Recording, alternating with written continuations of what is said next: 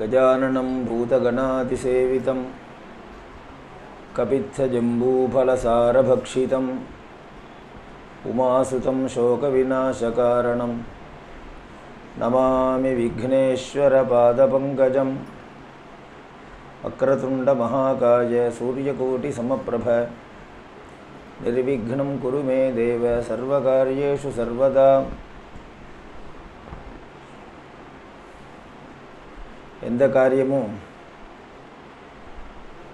விக்னம் இல்லாமல் தடங்கள் இல்லாமல் நிறைவேறணும்னு சொன்னால் அதுக்குன்னு ஒரு சுவாமி, அதுக்குன்னு ஒரு தெய்வம். அவருக்கு தான் பிள்ளையார்னு பேர், விநாயகர்னு பேர், கணபதினு பேர், தும்பிக்கை ஆழ்வார், எல்லாமே ஒருத்தர் தான். சில தெய்வங்கள்லாம் மனிதனும் மிருகமும் கலந்ததான தெய்வமாக இருக்கும். அதில் விநாயகர் தான் ஆரம்பம். கழுத்துக்கு மேலே யானையினுடைய தலை, யானை முகத்தோன், கழுத்துக்கு கீழே மனுஷன் மாதிரி 2 கை 2 கால் உடம்பு. கழுத்துக்கு மேலே உள்ள தலை உள்ள பகுதியானது யானையோட கண், யானையோட காது, தும்பிக்கை, யானையோட சிரசு எல்லாமே. அதே மாதிரி மனிதனும் மிருகமும் கலந்ததான இன்னொரு தெய்வமும் உண்டு. யார்? நரசிம்மர். கழுத்துக்கு மேலே சிம்மம், கழுத்துக்கு கீழே நரன். நரன்னா மனிதன். மனிதனும் மிருகமும் கடந்ததான ஒரு வடிவம். முழுமையான மிருகமாகவே சில தெய்வங்கள் உண்டு இல்லையா? பூராவே மிருகங்கள், பூராவே மனிதன். ராமன், கிருஷ்ணன் எல்லாம் பூராவே மனிதன். பூராவே பறவைகள், பறவையோட வடிவத்திலேயே தெய்வம் உண்டு. மீன் வடிவத்தில் தெய்வம் உண்டு. ஆமையோட வடிவத்தில் தெய்வம் உண்டு இல்லையா? மத்ஸ்யன், மத்ஸ்யமூர்த்தி, கூர்மமூர்த்தி எல்லாம் தெய்வம், ஆமையாவே தெய்வம். மனித மீன் வடிவத்திலேயே தெய்வங்கள். பசுமாடு வடிவத்தில் தெய்வங்கள் நமக்கெல்லாம் தெரியும். பசுமாடுங்கிறது எல்லா தெய்வத்தினுடைய உருவம். அதே போல் நம்ம விநாயகர் கழுத்துக்கு மேலே யானையோட ஒரு வடிவம், கழுத்துக்கு கீழே மனித வடிவம் கலந்ததான. அதனால் அவருக்கு என்ன பேர்? கஜானனர். ஆனனம் அப்படின்னா முகம். தமிழ் முகமில்லாத பாஷை. தமிழ் பாஷையில் எல்லாத்தையும் குறிக்கிறதுக்கு சொல்லு இருக்குது. ஒரு அவயவத்தை, ஒரு உடல் உறுப்பை சொல்கிறதுக்கு, குறிப்பிடுறதுக்கு சொல்லு இல்லை. என்ன? இந்த முகம்ங்கிற பகுதி இருக்கே, இதை குறிப்பிடுறதுக்கு தமிழில் வார்த்தை இல்லை. முகம்னு சொல்கிறோமே, அகத்தின் அழகு முகத்தில் தெரியும். முகம்ங்கிறது வடமொழி சொல், சம்ஸ்கிருத சொல். பேச்சு வார்த்தையில் மூஞ்சின்னு சொல்லுவார். மூஞ்சிங்கிறது தமிழ் சொல் இல்லை. அதனால் அதே போல் சம்ஸ்கிருத பாஷைக்கும் ஒரு குறை உண்டு.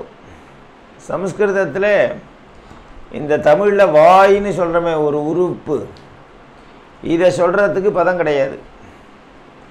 வதனம் அப்படின்னு ஒரு வார்த்தை சொல்லுவா. வதனம்னா வாய் இல்லை, வதனம்னா முகம். வாக்கு அப்படின்னு சொன்னால் சொல்லு, பேச்சு. ஆக வாயில்லாத பாஷை சம்ஸ்கிருதம், முகமில்லாத பாஷை தமிழ். ஒன்றுக்கொன்று கலந்து இருக்கணுங்கிறதுக்காக அப்படி வச்சுருக்கா. இதுக்குன்னு தனியாக செப்பரேட்டாக ஒரு இது கிடையாது, எல்லாம் கலந்தது தானே. அதனால் பாஷைகளில் வேறுபாடு வரக்கூடாதுங்கிறதுக்காக சில சொற்களை கண்டுபிடிக்கிறதே முயற்சி கூட பண்ணுறதில்ல. ஏதோ அப்படியே சேர்ந்து எல்லாரும் கலந்துட்டே பழகட்டுமே அப்படின்னு விடுற மாதிரி ஒரு தனித்தன்மைன்னு தேவையில்லையே, எல்லாம் சேர்ந்து தானே இருக்கணும். அதுக்காக கஜானனம். கஜம்னா யானை, ஆனனம்னா முகம். யானை முகத்தோன் ஆனனம். கஜானனம் பூதகணாதிசேவிதம் அப்படின்னு அந்த ஸ்லோகம் என்ன சொல்கிறது? கணபதியே நமஸ்காரம் பண்ணுறேன். கணபதியை யார் யாரெல்லாம் வந்து சேவிக்கிறா, யார் யாரெல்லாம் வந்து வணங்குகிறார்கள், பூதகணங்கள்லாம், கணம்னா கூட்டம், நிறைய கூட்டம் கூட்டமாக வந்து கணபதியை சேவிக்கிறா. பூதகணங்கள், சிவகணங்கள், விஷ்ணு கணங்கள் அப்படின்னா அந்த கூட்டங்கள் எல்லாருமே வந்து யாரை வணங்குறா, கணபதியை வணங்குறா. பிள்ளையார எல்லாருமே வரா, விஷ்ணுவை சேர்ந்தவரெல்லாம் வரா, சிவனை சேர்ந்தவரெல்லாம் வரா, அம்பாளுடைய சேர்ந்தவரெல்லாம் வரா. எல்லா தெய்வத்தில் சேர்ந்தவர்களும் கணபதியை வந்து சேவிக்கிறார்கள். பூதகணாதி சேவிதம். எதுக்கு? அவளுக்கு காரியம் ஆகணும். எந்த காரியம் ஆரம்பித்தாலும் தடங்கள் இல்லாமல் முடியணும். அவர் நினச்சா ஒரு பிரதிபந்தகம் ஏற்படுத்த முடியும், தடங்களை உருவாக்கவும் முடியும், தடங்களை எடுக்கவும் முடியும். அதனால் அனைவராலும் வணங்கப்பட்டவர் அப்படிங்கிறதே அவருக்கு ஒரு உயர்வு. கஜானனம் பூதகணாதி சேவிதம். அவர் யானை ஒரு வடிவத்தில் இருக்கிறதுனால நிறைய ஆகாரம் சாப்பிட்றதுல பிரியம் அவருக்கு, சாப்பிட்டுட்டே இருக்கணும். அவர் என்ன சாப்பிட்றார்? கணபதிக்கு என்ன பிடிக்கும்? மோதகம். மூஷிக வாகன மோதகஹஸ்தான்னு கையில் வச்சுட்டே இருக்கார். சாப்பிட்டுட்டு அடுத்த இது சாப்பிட்றதுக்காக கையில் வச்சுட்டு இருக்காரா, இல்லை கையில் வச்சு பார்த்துட்டே இருக்காரா சாப்பிடாம, இல்லை சாப்பிட்டு வயிறு ரொம்பினதுக்கப்புறம் கையில் வச்சுட்டு இருக்காரா?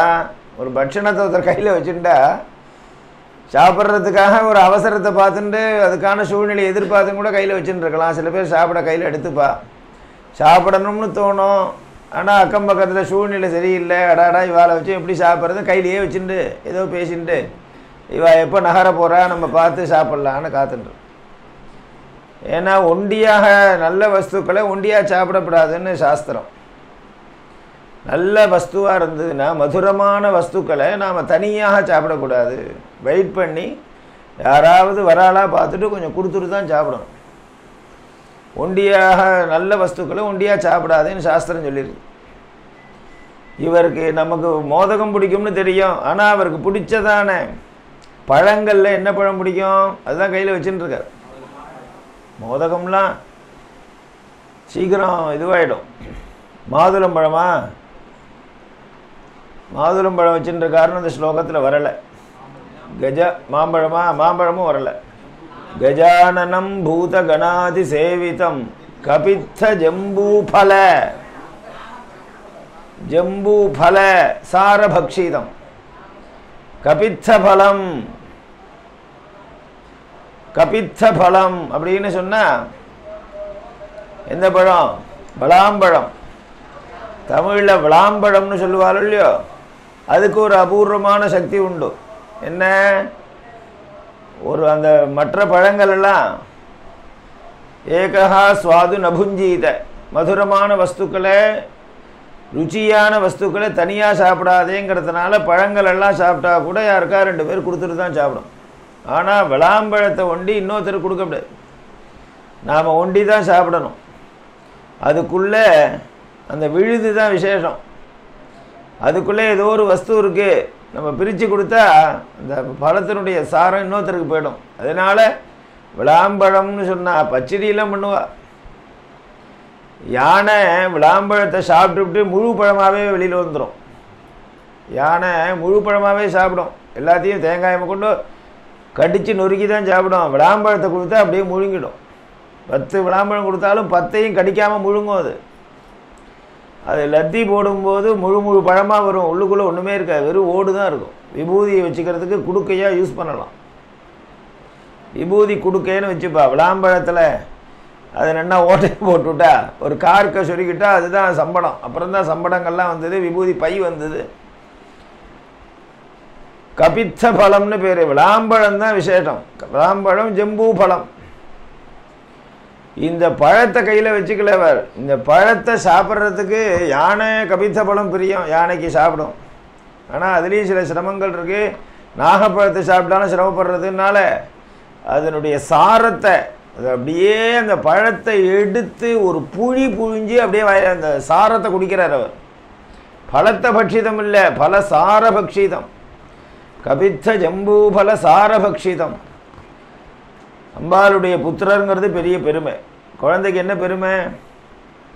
இந்த மாமியோட பையனான்னு கேட்பா. நீ யாரா? சரஸ்வதி மாமி பிள்ளையாடா? இன்னாருடைய பொண்ணா? இப்படி தானே கேட்பா. அப்பா பேர் சொல்லி கேட்பாளா? கேட்க மாட்டா. யாரா கேட்பா? எங்கள் வைதிகாலாக இருந்தால் கேட்பா. பொதுவாக என்ன கேட்பா? ஓ இந்த மாமியோட புள்ள, இந்த மாமியோட பிள்ளையா? அதுதான் பெருமை குழந்தைகளுக்கு. தாயாருடைய பெயர் இன்ஷியலில் வரலையே தவிர தாயாருடைய பேர் கௌசல்யானந்த வர்தனஹா. ராமருக்கு என்ன பேர்? கௌசல்யனுடைய புத்திரன். தேவகி நந்தனஹா, தேவகியினுடைய பையன். வசுதேவ சுதங்கிறது தனி. தாயாருடைய பெருமைகளால் தான் குழந்தைகளுக்கு தாயார் தான் குழந்தைகளை உருவாக்குறவா. ஒரு குழந்தைகளை நல்லவர்களாக எப்படி உருவாக்குறதுங்கிறது தாயாருடைய கையில் தான் இருக்கு. தகப்பனாரும் தாயாரும் சேர்ந்து உருவாக்குறதுங்கிறது ஜனனமானதுக்கு அப்புறம், குழந்தை பிறந்ததுக்கு அப்புறம். இந்த தாயார் வயத்தில் கர்ப்பமாக இருக்கும்போதே குழந்தையை நல்லவனாக உருவாக்குறா. அதுதான் ரெண்டு பேருக்கும் விசேஷம். குழந்தை எந்த இடத்துல குழந்தைகளுடைய எண்ணங்களும் குணங்களும் உருவாகிறதோ அந்த சமயத்தை உருவாக்குறவள் தாயார். கர்ப்பத்தில் தானே நல்ல எண்ணங்கள் உருவாகிறது, ஜீன்ஸுன்னு சொல்கிறோமே. 3வது மாதம் 2.5 மாதம் ஆச்சுன்னா குழந்தைக்கு ஜீவன் வருது சரீரத்தில், வயத்தில் உள்ள கர்ப்பத்துக்கு. அப்போ தான் குழந்தை உருவாகிறது. கொஞ்சம் கொஞ்சமாக குழந்தை வளர வளர அதனுடைய குணங்கள்லாம் எப்படிப்பட்டது, அது என்னென்ன குணங்கள் வருது, நல்ல சத்துவகுணமா, ரஜோகுணமா, தமோ குணமா, அதனுடைய எப்படிப்பட்ட சிந்தனைகள் எல்லாத்தையும் அதுக்கு எப்படி யார் ஏற்படுத்துகிறா? அது பிறந்ததுக்கப்புறம் அது சாப்பிடக்கூடிய சாப்பாட்டு மூலமாக சத்துவகுணம், ரஜோகுணம், தமோ குணம் விருத்தியாகும். சாத்வீகமான பசும்பால் போன்றதான ஆகாரத்தினால சத்துவகுணம் விருத்தியாகுங்கிறது பிறந்ததுக்கப்புறம். பிறக்கும் பொழுதே அது என்ன சாப்பிட்றது, அம்மா சாப்பாடை சாப்பிட்றது அது ஒன்றும் பெரிய விஷயம் இல்லை. பின்ன என்ன, இந்த அம்மா எப்படி குழந்தை உருவாகணும்னு நினைக்கிறாளோ அதுக்கு தகுந்த மாதிரி தன்னுடைய சூழ்நிலையை அமைச்சிக்கிறாவோ. தாயாரானவள் அவ்வளோ பெரிய உபகாரம், பொறுப்பு இருக்குது. கர்ப்பிணியாக இருக்கிறவளுக்கு தான் எப்படி இப்படிலாம் இருக்கணுங்கிறது குழந்தையுடைய நன்மைக்காக. கர்ப்பிணி தர்மங்கள்னு சில தர்மம் இருக்குது, இப்படி எப்படி இருக்கணும்னு. அந்த நியமங்களை அனுஷ்டானம் பண்ணுறது, கடைபிடிக்கிறதுங்கிறது பிறக்க போட குழந்தைக்காக. பிரகலாதன்னு திறந்தான். பிரகலாதன் தெரியுமா? பிறக்கும்போதே நல்ல குழந்தையா பிறந்துட்டான். அசுர குழந்தை, அசுர குலத்தில் நல்ல குழந்தை. தைத்தேய சந்தனவனே ஜாதோயம் கண்டகத்ருமகான்னு திட்டுறான். சந்தன காடில் முறைச்ச கருங்காலி மரமேங்கிறான் அவ அப்பா அவனை. மாற்றி என்ன சொல்லணும்? கருங்காலி மரம் நிறைஞ்சதான காட்டில் முளைச்ச சந்தன மரமேன்னு சொல்லணும் அவனை. அதனால தைத்தேய சந்தனவனே ஜாதோயம் கண்டகத்ருமகா. இப்போ பிரகலாதன் நல்ல குழந்தையா உருவாகினா, எல்லாருக்கும் நல்ல பேர் வாங்கிட்டான், சத்துவகுண பிரதானமாக இருந்தான். காரணம் என்ன? நம்ம பிறந்ததுக்கப்புறம் அப்பா வளர்த்த வளர்ப்பு இல்லை, சாப்பிட்ட சாப்பாடு இல்லை. நஸ்த கிரீடனகோ பாலகா, ஒன்றுலேயும் ஈடுபடலை, விளையாட்டில் ஈடுபடலை, லோகமே அவனுக்கு பிடிக்கலை. காரணம் அவன் அம்மா கர்ப்பிணியாக இருந்தபோது கடைபிடிச்சதான தர்மங்கள். பிரகலாதனுடைய அப்பாவை தெரியும், துஷ்டனாக இருந்தால் உலகம் பூரா பிரசித்தமாயிடுவான், நல்லவாளாக இருந்தால் ஜாஸ்தி பிரசித்தமாக இருக்காது. இரண்யகசிபுவை பற்றி எல்லாருக்கும் தெரியும். அவள் அம்மா பேர் யாருக்கா தெரியுமா? அதான் ஏதோ புராணம் படித்தவா 4 பேருக்கு தெரியும். அவள் சரித்திரம் வெளியில் வந்ததா இல்லையா? அவள் அம்மா தான் காரணம். அவள் அம்மா என்ன பண்ணினான்னா, இந்த பிரகலாதன்ட்ட இரண்யகசிபு அப்பா எத்தனையோ தடவை கொஞ்சி கேட்டிருக்கான், மிரட்டி கேட்டிருக்கான், அதட்டி கேட்டிருக்கான். ஏண்டா உனக்கு இந்த குணங்கள்லாம் எப்படிரா வந்தது? 2 கட்டாம் குணம். பகவானை உபாசிக்கணும், எல்லார்ட்டையும் சத்தியத்தை பேசணும், எல்லார்ட்டையும் நல்ல விதமாக பழகணும், ஒருத்தரையும் ஹிம்சிக்கப்படாது. இதெல்லாம் வயசான வேலைக்கே வரமாட்டேங்கிறது. சின்ன வயசில் உனக்கு எப்படிரா வந்தது? யாரோ உனக்கு உபதேசம் பண்ணாலா? எங்கேயா மீட்டிங் வைதிக ஸ்ரீ மீட்டிங் அட்டன் பண்ணியா? உனக்கு எப்படிரா சத்சங்கத்துக்கே நீ போலியே, உன்னை தான் அடைச்சி வச்சுருக்கேனேண்ணா, உனக்கு எப்படிரா இதெல்லாம் வந்தது அப்படின்னு கேட்டார். சொல்லலை, சாமர்ந்துட்டான். பதில் சொல்லாமல் இருந்தாலும் தப்பு, சொன்னாலும் தப்பு. சில சமயத்தில் அதே மாதிரி சந்தர்ப்பம் வரும், ஜாக்கிரதையாக இருக்கணும். சொன்னாலும் தப்பு, சொல்லலைனாலும் தப்பு. தசரத ராமரை கூப்பிட்ட சபையில் தீர்மானம் பண்ணினா, மந்திரி சபையில் இன்னாரை சீஃப் மினிஸ்டராக கொண்டு வரதுன்னு டிக்ளேர் பண்ணிவிட்டா, ராமரை பட்டாபிஷேகம் பண்ணி வைக்கிறது. ஆனால் ராமரை வச்சுன்னு தீர்மானம் பண்ணக்கூடாது. இன்னார் யாரை எலெக்ட் பண்ணுறோமோ அவன் இல்லாத மீட்டிங்கில் தான் அவனை எலெக்ட் பண்ணணும். இன்னார் பிரசிடெண்ட்டாக கொண்டு வரணும்னு சொல்லுமோ அவன் இருக்கக்கூடாது. அவனுக்கு பயந்துட்டே எல்லாரும் சொல்லுவான். போப்பாண்டவரை செலக்ட் பண்ணுறான்னு சொன்னால் ஒருத்தருக்குமே தெரியாது, ரகசியமாக இருக்கும் இல்லையா? அந்த மீட்டிங்கில் அவன் இருக்கக்கூடாது. எந்த புருஷனை பற்றி நாம் பரிசீலனை பண்ணுறோமோ அவன் அங்கே இருக்கக்கூடாது. அதனால் ராமர் இல்லாமல் மந்திரி சபை தீர்மானம் பண்ணி ராமரை கொண்டு வரது பட்டாபிஷேகத்துக்கு ராஜாவாக கொண்டு வந்து தீர்மானம் பண்ணிவிட்டா. அப்புறம் ராமரை கூப்பிட்டு அனௌன்ஸ் பண்ணணும் இல்லையோ? அவனை கூப்பிட்டு தசரதர் சொல்கிறார், ராமா உனக்கு நான் பட்டாபிஷேகம் பண்ணி வைக்கலான்னு நினைக்கிறேன். ஜனங்கள்லாம் சம்மதிச்சுட்டா, மந்திரிமார்கள்லாம் சம்மதிச்சுட்டா, இனிமேல் நீ தான் நாளைக்கு பட்டாபிஷேகம் நடக்க போகிறது, நீ ராஜான்றார். அந்த சந்தர்ப்பத்தில் ராமருடைய சூழ்நிலை அவர் என்ன பதில் சொல்கிறதா சொல்லாமல் இருக்கிறதா? சொல்கிறதுன்னா என்ன பதில் சொல்கிறது இல்லையா? என்ன சொல்லணும்? அப்பா சொல்கிறார், நான் பதவியிலே இறங்க போகிறேன், உன்னை பதவியில் உட்காந்து வைக்க போகிறேன்னு சொல்கிறார். நான் இறங்க போகிறேன் பதவியிலேருந்து, நான் ராஜாவிலேருந்து இறங்க போகிறேன், உன்னை ராஜா சீட்டில் உட்காந்து வைக்க போகிறேன்னு பையனை கூப்பிட்டு சொல்கிறார். பையன் என்ன சொல்லணும்? இப்போது நம்மளை மாதிரி பையனாக இருந்தால் என்ன சொல்லுவான்? ரொம்ப சந்தோஷம், நீங்கள் எப்போ இறங்குவேன்னு காத்துட்டு இருந்தேன், இந்த நாள் எனக்கு ரொம்ப க்ஷேமங்கரமான நாள். அவனே சந்தேக பிராணியாக இருக்கான், தசரதனே ஏற்கனவே. அவன்கிட்ட இப்படி சொல்லலாமா? இல்லை, வேண்டாம் வேண்டாம், எனக்கு இப்போ என்ன அவசரம், நீங்களே ராஜாவாக இருங்களேன்னு சொல்லக்கூடாது. இவனுக்கு யார் ரைட்ஸு கொடுத்தா? நீ ராஜாவாக இருக்கணும் இல்லைங்கிறது ஜனங்கள்லாம் தீர்மானம் பண்ணுறா. உனக்கு அந்த ரைட்ஸு கிடையாது. மங்களமான வஸ்துக்கள் வந்தால் தட்டக்கூடாது. உங்கள் ஆத்துல பொண்ணு இருக்கே, கல்யாணத்துக்கு வேணால் இவன் பையன் இருக்கான் பார்க்கலாமான்னு, அச்சோ நான் இப்போதைக்கு ஜாதகமே எடுக்கிறதா இல்லை அப்படின்னு சொல்லிவிட்டா போச்சு. இந்த ஜாதகம் இன்னும் 10 வருடத்துக்கு எடுக்காது. மங்களமான ஒரு காரியங்கள் தேடி வரும்பொழுது பட்டாபிஷேகங்கிறது மங்களம். அதனால் அவர் என்ன சொன்னார்னார், பேசாமல் மௌனமாக இருந்தார். சில சமயத்தில் மௌனமாக இருக்கணும், அதுக்காக சொல்ல வந்தேன். பிரகலாதம் மௌனமாகவே இருந்துட்டான். தான் கேட்டால் பதில் சொல்ல மாட்டேங்கிறான், வாத்தியார் கேட்டால் சொல்லுவான். இந்த குழந்தைகள்கிட்டலாம் எப்படி பதிலை வாங்கிறது, அவள் அபிப்பிராயத்தை தெரிஞ்சுக்கிறதுன்னு சில ஃபார்மெட்லாம் உண்டு. சில குழந்தைகள் அப்பா அம்மா கேட்டால் பதிலே சொல்லாது. அப்பா அம்மாவோட சொல்லிக் கொடுக்குற டீச்சர் வாத்தியார்கிட்ட மிஸ்ஸுக்கிட்ட ரொம்ப அட்ராக்ஷனாக இருக்கும் இல்லையா? அதனால் அவளை விட்டு கேட்க சொல்லுவாள். குழந்தைகள் என்ன அபிப்பிராயப்படுறா, இவன் என்ன வச்சுன்னு இருக்கான் மனசில், என்ன அப்பா அம்மாவிட்ட இருக்கிறது கொஞ்ச நேரம் தான், 7-8 மணி நேரம் வாத்தியாரோட தான் சுற்றின்னு இருக்குது. அதுக்காக இந்த வாத்தியார்கள் மூலமாக குழந்தைகளை திருத்துறதுன்னு ஆரம்பித்தான் இந்த இரண்யகசிபு. இது ஒரு நல்ல ஒரு சைக்காலஜி, வாத்தியார்கள் மூலமாக சொல்ல வைக்கிறது. முன்காலத்தில் பள்ளிக்கூடம்லாம் கிடையாது. அதுக்காக ஆற்று குழந்தைகளுக்கு யாராவது சத்தர்மம் உபதேசம் பண்ணணும், சந்தியாவந்தனம் பண்ணணும், காயத்ரி ஜபம் பண்ணணும் அப்படின்னு சொல்லணும்னு சொன்னால் அப்பா அம்மா சொன்னால் நிச்சயம் கேட்காது, அதிபரிச்சையாது அவஜ்ஞா. அதுக்காக ஆற்று சாஸ்திரிகளை வச்சுப்பா. நீங்கள் உங்கள் ஆற்றுக்கு அனுப்புகிறேன் ஏதோ சொல்லுங்க, சாஸ்திரிகளும் வரும்போது போகும்போது சொல்லிட்டு போவேன்.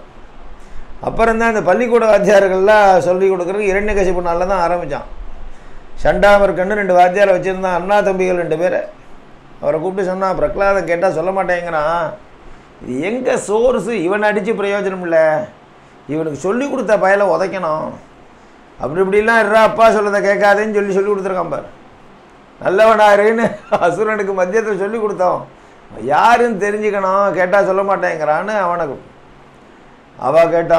அவரும் கூப்பிட்டு கேட்டார். சண்டாமர்காலும் வாத்தியாரும் கூப்பிட்டு, பிரகலாதா எப்படிரா அவனுக்கு இந்த புத்தி வந்ததுன்னு கேட்டார். அவனும் பதில் சொல்லலை, சாமர்ந்துட்டு முடிஞ்சு போச்சு. அந்த சோர்ஸும் இல்லை. இப்போ அவன்கிட்டேருந்து எப்படி ரகசியத்தை தெரிஞ்சுக்கிறது? வெளியில் பார்த்தா அவன் பிறந்ததுலேருந்து அசுர குழந்தைகளோடு தான் இருக்கான். 3வது மெத்தேடை கண்டுபிடிச்சான் இரண்யகசிபு. என்ன கண்டுபிடிச்சான்னார், அப்பா அம்மா கேட்டாலும் சொல்லலை, குழந்தை சொல்லிக் கொடுக்குற வாத்தியார் கேட்டாலும் சொல்லலை.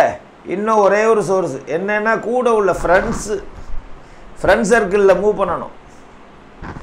சில குழந்தைகள்லாம் சொன்னதை கேட்க மாட்டேங்கிறான்னு நம்மகிட்ட ஜாதகத்தை எடுத்துன்னு வருவா. கல்யாண விஷயத்தும் போது தான் இவாளுக்கு இப்போ பொறுப்பு வரும் அப்பா அம்மாவுக்கு. யார் மூலமாக அவளுக்கு சொல்லணும்னு ஃப்ரெண்ட்ஸு சர்க்கிளில் பிடிக்கலான்னு கண்டுபிடிச்சான். பிரகலாதனை கூப்பிட்டு அவளோட படிக்கக்கூடிய அந்த குழந்தை அசுர குழந்தைகள்லாம் இருக்க எல்லா குழந்தைகளையும் கூப்பிட்டு பிரகலாதன்ட்ட கேளுங்கூடான்னு கேட்டால் அப்போ தான் பிரகலாத சுவாமி உண்மையை சொல்ல ஆரம்பித்தான்.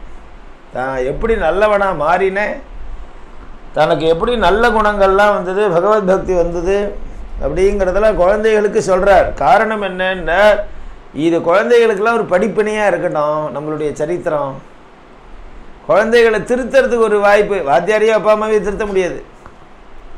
அப்படிங்கிறதுக்காக அப்போ தான் சொன்னாராம், எனக்கு யார் சொல்லி கொடுத்தான்னு கேட்குறேலே, நாரதர் தான் எனக்கு எல்லாம் சொல்லி கொடுத்தார்றா. நாரதர் எப்படா வந்தார்? நீ பிறந்ததுலேருந்து நாரதர் வரவே இல்லையே நம்ம ஊருக்கு. உங்களுக்குலாம் தெரியாது. எங்கள் அம்மா வயத்தில் கர்ப்பமாக இருக்கும்போது எனக்கு எல்லாம் தெரியும். 6 மாதம் ஆகிடுச்சுன்னா அந்த குழந்தைக்கு புத்தி மனசு எல்லாம் வந்துடும். வெளியில் நடக்கக்கூடிய சூழ்நிலையை பூரா உணருமா வயத்தில் உள்ள கர்ப்பத்தில் உள்ள சிசுருக்கே. அதனால தான் அந்த உதக சாந்தி மந்திரங்கள், சீமந்திரம், பும்சவன மந்திரங்கள்லாம் அந்த குழந்தைகளுக்காக பண்ணுறது. அப்போ நன்னா வெளியில் உள்ள சப்தங்களை கிரகிக்கக்கூடிய தன்மையாக ஸ்ரோத்ரேந்திரியம் ஆகிடும். எல்லாம் தெரியும். மனசு கொண்டு சஞ்சரிக்கும் அந்த குழந்தைக்கு. நான் அதுலேருந்து ஆரம்பித்து பிரசவம் வரைக்கும் வயத்திலேயே நான் இருந்தேன். வயத்தில் உள்ள எனக்கு உபதேசம் பண்ணார். எங்கள் அம்மாவுக்கு உபதேசம் கிடையாது. இந்த கர்ப்பிணி ஸ்திரீகளுக்கு செய்யக்கூடிய அத்தனையுமே நல்ல காரியங்கள், சீமந்தாதி சம்ஸ்காரங்கள், சொல்லக்கூடிய உபதேசங்கள் பூரா கர்ப்பிணி தனக்காக இல்லை. தனக்காகனா தன்னுடைய இஷ்டம். வயத்தில் உள்ள சிசுவுக்காக, குழந்தைக்காக, அவனை நல்லவனாக உருவாக்குறதுக்கு. பிறக்கிற குழந்தை சரியான நல்லவனாக உருவாக்கணும், மனசில் ஒரு சாந்தமான குணங்கள் இருக்கணும், அடிக்கணும் உதைக்கணும்னு ஒரு போக்கிரித்தனம் உருவாகப்படாது அப்படிங்கிறதுக்காக ஏற்படக்கூடிய சம்ஸ்காரங்கள் இந்த மந்திரங்கள். உதகசாந்தி மந்திரம், மூக்கு புழியறது, வகுடு எடுக்கிறது, எத்தனை பண்ணுறா. இதுதான் அந்த பையனை குழந்தையை உருவாக்குறது. குழந்தைய நல்லவனாக உருவாக்குறதுக்கு இந்த அம்மா வயத்தில் வச்சுட்டே இருக்காளே. அப்போ நல்ல சங்கீத சப்தத்தெல்லாம் கேட்டு இருந்தால் நல்ல பெரிய சங்கீத வித்வானம் வந்துடுவான். நல்ல வேத மந்திரத்தை கேட்டால் அந்த குழந்தையும் வேதத்தில் ருச்சியாக வருது. நல்ல நாம சங்கீர்த்தனங்கள், நல்ல நல்ல சத்கதைகள்லாம் கேட்டுன்னு இருக்கணும். கண்ணா அப்படின்னான்னு ட்ரம்மு வாசிக்கிறது, அதை அடிக்கிறது, உதைக்கிறது இந்த அம்மா உட்காந்து கேட்டுன்னு இருந்தா அவனும் அதே மாதிரி பிறக்கும் போதே துள்ளி குதிக்கிறான். எல்லாம் பிடிச்சின்னு நிற்கிறான். அல்லிக்கட்டு, சபரிமலைக்கு ஜல்லிக்கட்டு எல்லாம் பிடி இல்லையா. வயத்தில் உள்ள இருக்கும்போது குழந்தையை வளர்க்கக்கூடிய பெரிய பொறுப்பு. குழந்தைகளை நல்லவனாக உருவாக்குறது யார்? அம்மா தானே. இவ எத்தனை வாயை கட்டி வயத்தை கட்டி ஆகார நியமம் இருக்காங்கிறது வேற. தன்னுடைய சூழ்நிலையை. அதனால தான் இப்போ மகரிஷி சொன்னார், நிறைய வீணை வாசிக்க சொல்லி கேளுன்னார். கர்ப்பிணிகள் வீணை கேட்டுட்டே இருக்கணும். வீணை தான் சாஸ்திரியமான வாத்தியம். வீணாஹஸ்மை வாத்தியதே. சீமந்தத்தன்னைக்கு ராத்திரி பூரா அந்த கர்ப்பிணி ஸ்திரீ அளவில் வீணை வாசித்து கேட்கணும்னு இருக்குது. எங்கேயா வாசிக்கிறோமா? எதெல்லாம் நல்லதோ எல்லாத்தையும் விட்டுவிட்டோம். 1 மணி நேரம் உதகசாந்தி மந்திரம் சொல்ல சொல்லி அந்த வேத மந்திரத்தை அந்த கர்ப்பிணி ஸ்திரீக்கு காதால் கேட்கட்டும்னு பண்ண சொல்லியிருக்கா. கரெக்டாக உதகசாந்தி சங்கல்பம் ஆனவனே வாத்தியார் உள்ளே அனுப்பிச்சிடுவார். உள்ளே போய் ரெஸ்ட் எடுத்துக்கோமா. அப்போ கர்ப்பிணி உட்காந்து சிரமப்பட தான் படுவா. உள்ள முன்காலத்தில் பெரிய கூட்டத்தில் நடக்கும். தாழ்வாரத்தில் வேதிக்கெல்லாம் வந்திருப்பா. சரி இப்படி போய் சேரில் உட்காந்துக்கோன்னு எழுத்தா மாதிரி உட்கார வேண்டாம், அவமரியாதையாக இருக்கும், பெரியவா மரியாதை. ஓரமாக உட்காத்தி வச்சுப்பா. அந்நிய பேச்சே இருக்காது. ஆற்றுல போடக்கூடிய சப்தம் பூரா பரவும். வேறு அங்கே இருந்தாலும் அவளுக்கு இந்த மந்திர சப்தம் காதில் விழும். இப்போ அங்கே போனவொடனே அந்நிய சப்தம்தான். அவள் 10 பேராக சேர்ந்து அரட்டை அடிக்கிறது, குடும்பத்தில் உள்ள பிரச்சனைகள் பேசுறது. அப்போ தான் வளகாப்புன்னு ஒன்று வருது. கரெக்டாக உதக சாந்தி முடிஞ்சவொன்னே வந்து அபிஷேகம் பண்ணி வைப்பாள் இல்லையா. உதக யாரோ ஃபங்க்ஷனுக்கு வந்தவா 10 பேர் ஒரு சத்தையாக உட்காந்து கேட்டுன்னு இருப்பா. அவள் க்ஷேமத்தை அடைவா. நல்ல சப்தங்கள் காதில் விழுந்துட்டே இருக்கணுங்கிறது தான் முக்கியம். ராத்திரியில் வீணை வாசிக்கணும்னு இருக்குது. ராத்திரி பூரா வீணாஹஸ்மை வாத்தியதே. மங்களகரமான வாத்தியம் வீணை. அதில் உள்ள நாதங்கள் பூரா எல்லா வாத்தியத்திலுமே வீணையை ரொம்ப சிலாகிச்சு சொல்லியிருக்கு. அதனால் இப்படி நல்ல சப்தங்களை கேட்டு வயத்தில் வளரக்கூடிய குழந்தைகள் தான் நல்ல குழந்தைகளாக வரும். வெளியில் வந்ததுக்கப்புறம் அதுக்கு ஆகார நியமங்கள். அதனால கவித்தஜம்பூ பலசாரபக்ஷி உமாசுதம், அதில் வந்து உமாசுதம் பிள்ளையாருக்கு என்ன பெருமை? பார்வதியினுடைய புத்திரன், பரமேஸ்வர புத்திரன்னு சொல்ல, சிவசுதம்னு சொல்லலை, உமாசுதன். உமாசுதன்னே 60 பேர் வச்சுப்பா சில பேர். உமாசுதன் பிள்ளையார்னு அர்த்தம். உமாசுதன்னாரு பிள்ளையார். இப்போ சிவகுமாரன்னு வச்சுக்கிறார். சிவகுமாரன், சிவகுமாரன் யார்? முருகன்னு சொல்லலாம், பிள்ளையார்னு சொல்லலாம், யார் வேணாலும் சொல்ல. அவரை தான் கேட்கணும், நீங்கள் பேர் வச்சுருக்கே என்ன பேருன்னு. அவாவா தம் பேரை சரி பண்ணிக்கணும் முதல்ல. சம்ஸ்கிருதத்தில் பேர் வச்சுருக்கிறவா எல்லாருமே உன் பேருக்கு என்ன அர்த்தம்னு. இல்லை மாற்றிக்கோ, மறைமலை அடிகள், நாராயணசாமி, என்னென்னமோ மாற்றிக்கோ. நீ என்ன பேரை மாற்றுறதுக்கு இருக்குது. சம்ஸ்கிருதத்தில் இருக்கிற வரைக்கும் நீ வந்து தெரிஞ்சு வச்சுக்கணும். அதனால உமாசுதன், உமாசுதம் சோக விநாச காரணம். சோகம் பூரா, கவலைகள் பூரா போயிடும். ஒரு காரியம் ஆரம்பிக்கிறோம், தடங்கள் வருதுன்னா கவலை தானே, உடனே கவலை வந்துடும். அடாடா இந்த காரியத்தை எப்படி முடிக்கிறது, வீடு கட்ட ஆரம்பிச்சிட்டோமே, பாதியில் நிற்கிறதே, அப்ரூவ்டு வரலையே, செங்கல் இல்லையே, சிமெண்ட் இல்லையே, பணம் இல்லையே, அவன் வேலைக்கு வரமாட்டேங்கிறானே, சோகம். இந்த காரியம் இடைஞ்சல் இல்லாமல் போய் முடிஞ்சிடுதுன்னா சோகம் பூரா போயிடுறது. சோக விநாச காரணம். அவருக்கு அதனால விக்னேஸ்வரர்னு பேர், விக்னத்துக்கெல்லாம் தலைவன். அதனால தான் ஒரு கவி சொன்னார் பிள்ளையாரை பார்த்து, உன்னை நான் வந்து பிரார்த்திக்கவே மாட்டேன், எனக்கு எல்லா தேவதைகள்கிட்டையும் போய் பிரார்த்தனை பண்ணுவாரோ இல்லையோ, உன்னை நான் பிரார்த்திக்க மாட்டேன். என்ன காரணம்னா, ஒருத்தர்கிட்ட போய் நாம் பிரார்த்தனை பண்ணினா அவர் தங்கிட்ட என்ன இருக்கோ அதை கொடுப்பார் இல்லையா. குபேரன்ட்ட போய் பிரார்த்தனை பண்ணால் என்ன கொடுப்பார்? பணம் கொடுப்பார். பரமேஸ்வரன்ட்ட போய், விருத்திஞ்சயன்ட்ட போய் பிரார்த்தனை பண்ணால் ஆயுசு கொடுப்பார். ஒவ்வொருத்தருடையும் மோட்சமிச்சே ஜனார்தனாத். சூரியன்ட்ட பிரார்த்தனை பண்ணால் ஆரோக்கியம் கொடுப்பார். ஒவ்வொருத்தரையும் பிரார்த்தனை பண்ணால் தங்கிட்ட என்ன இருக்கோ கொடுப்பார். உங்ககிட்ட போய் நான் பிரார்த்தனை பண்ண மாட்டேன். காரணம், நீ விக்னேஸ்வரன். நிறைய இடைஞ்சல்களை பலவிதமான ஃபார்மெட்டில் யாருக்கு என்ன இடைஞ்சல் கொடுக்கலான்னு யோஜனை பண்ணி அக்குவே ராணிவேரியாக வச்சுட்டு குமிச்சு வச்சுட்டு இருக்க. எந்த சந்தர்ப்பத்தில் சின்னதாக இடைஞ்சல் கொடுக்கலாமா? 1 மணி நேரம் இடைஞ்சல், 1 நாள் இடைஞ்சல், 1 மாதம் இடைஞ்சல், இது எத்தனையோ வச்சிருக்க நீ. ஒரு அரட்சணம் இடைவெளி இடைஞ்சல் முடிஞ்சு போச்சு. ஓட்டப்பந்தயத்தில் ஓடுறான், ஒரு செகண்டு இவனுக்கு ஒரு இடைஞ்சல் கொடுத்தா போகிறோம், பின்னாடி போயிடுறான். அதனால விக்ன ஈஸ்வரன் பேர் அப்படின்னு விளையாட்டா சொன்னார். அதனால ஆனால் பிரார்த்திக்க மாட்டேன், 100 கோடி தடவை அவன் சந்நிதியில் நமஸ்காரம் பண்ணுறேன். குழந்தைகளை வளர்க்குறதுக்கு அம்மா ரொம்ப முக்கியமான காரணமாக இருக்கா. இன்னொரு குழந்தை பிறந்துடுறான், பிறந்து சாதாரணமாக இப்போ வசிக்கிறான், எல்லா குழந்தைகள் மாதிரி வளர்ந்துட்டுருக்கான். அவனுக்கு ஏதோ நடுப்புற சிரமம் வருது. அந்த சமயத்தில் குழந்தை போய் அம்மாட்ட கேட்குறது, அம்மா இவ்வளோ கஷ்டப்படுறமே, இதுக்கெல்லாம் என்ன காரணம் அப்படின்னு சொன்ன உடனே அந்த அம்மா சொல்கிறா, இந்த கஷ்டத்துக்கெல்லாம் நிவர்த்தி வரணும்னா பகவான் தான் நீ உபாசிக்கணும். எல்லாத்துக்கும் மேலே எப்படிப்பட்ட கஷ்டத்தையும் நிவர்த்தி பண்ணக்கூடியவர் பகவான் தான். அப்பாவோ அம்மாவோ நிவர்த்தி பண்ண முடியாத கஷ்டத்தெல்லாம் பகவான் தான் நிவர்த்தி பண்ணுவார். அதனால நீ கஷ்டப்படுற, எனக்கு அவமானம் ஏற்பட்டுடுதோ, என்னுடைய ஆசை நிறைவேறலை. சின்ன சின்ன ஆசைகள், குழந்தைகள் சின்னதாக ஒரு ஆசைப்படும், நிறைவேறலைன்னா அதையே சொல்லிட்டு இருக்கோம். குழந்தைகளுடைய சுபாவம் தான் ஆசைப்பட்டதை உடனே நிறைவேற்றணும். அதனால கொஞ்சம் நஷ்டப்பட்டாலும் பரவாயில்ல, நிறைவேற்றணும்னு சாஸ்திரம் சொல்லியிருக்கு. குழந்தைகளை திருப்தி பண்ணி வைக்கணும், பகவானை திருப்தி பண்ணி வைக்கிற மாதிரி. குழந்தையும் தெய்வமும் ஒன்றும் சொல்கிறோமோ இல்லையோ, குழந்தைகள் எதை கேட்டாலும் பண்ணிடணும், எதை கேட்டாலும் கொடுத்துடும். நஷ்டப்பட்டாலும் பரவாயில்ல, அடித்தாலும் வாங்கிக்கும். உங்கள் குழந்தைன்னு இல்லை, யார் குழந்தை அடித்தாலும் வாங்கிக்கணும். நம்பாத குழந்தை அடித்தா வாங்கிக்கிறது, பக்கத்தாத்து குழந்தை எச்ச துப்பினா திட்டுறதுன்னு வச்சுக்கூடாது. அது பாரபட்சமான ஒரு விஷயம். சிசுகள்கிட்ட, குழந்தைகள்கிட்ட பாரபட்சம் காமிக்கிறவனுக்கு தனி நரகம். குழந்தைகள்கிட்ட பாரபட்சமே காமிக்கிறவன். இந்த ஏகாதச வந்தியாத்துவம் எடுத்திருக்கார். 11 விதமான காரணம் குழந்தை பிறக்காததுக்கு. அதில் ஒரு காரணம் குழந்தைகள்கிட்ட பாரபட்சம் காமிக்கிறது.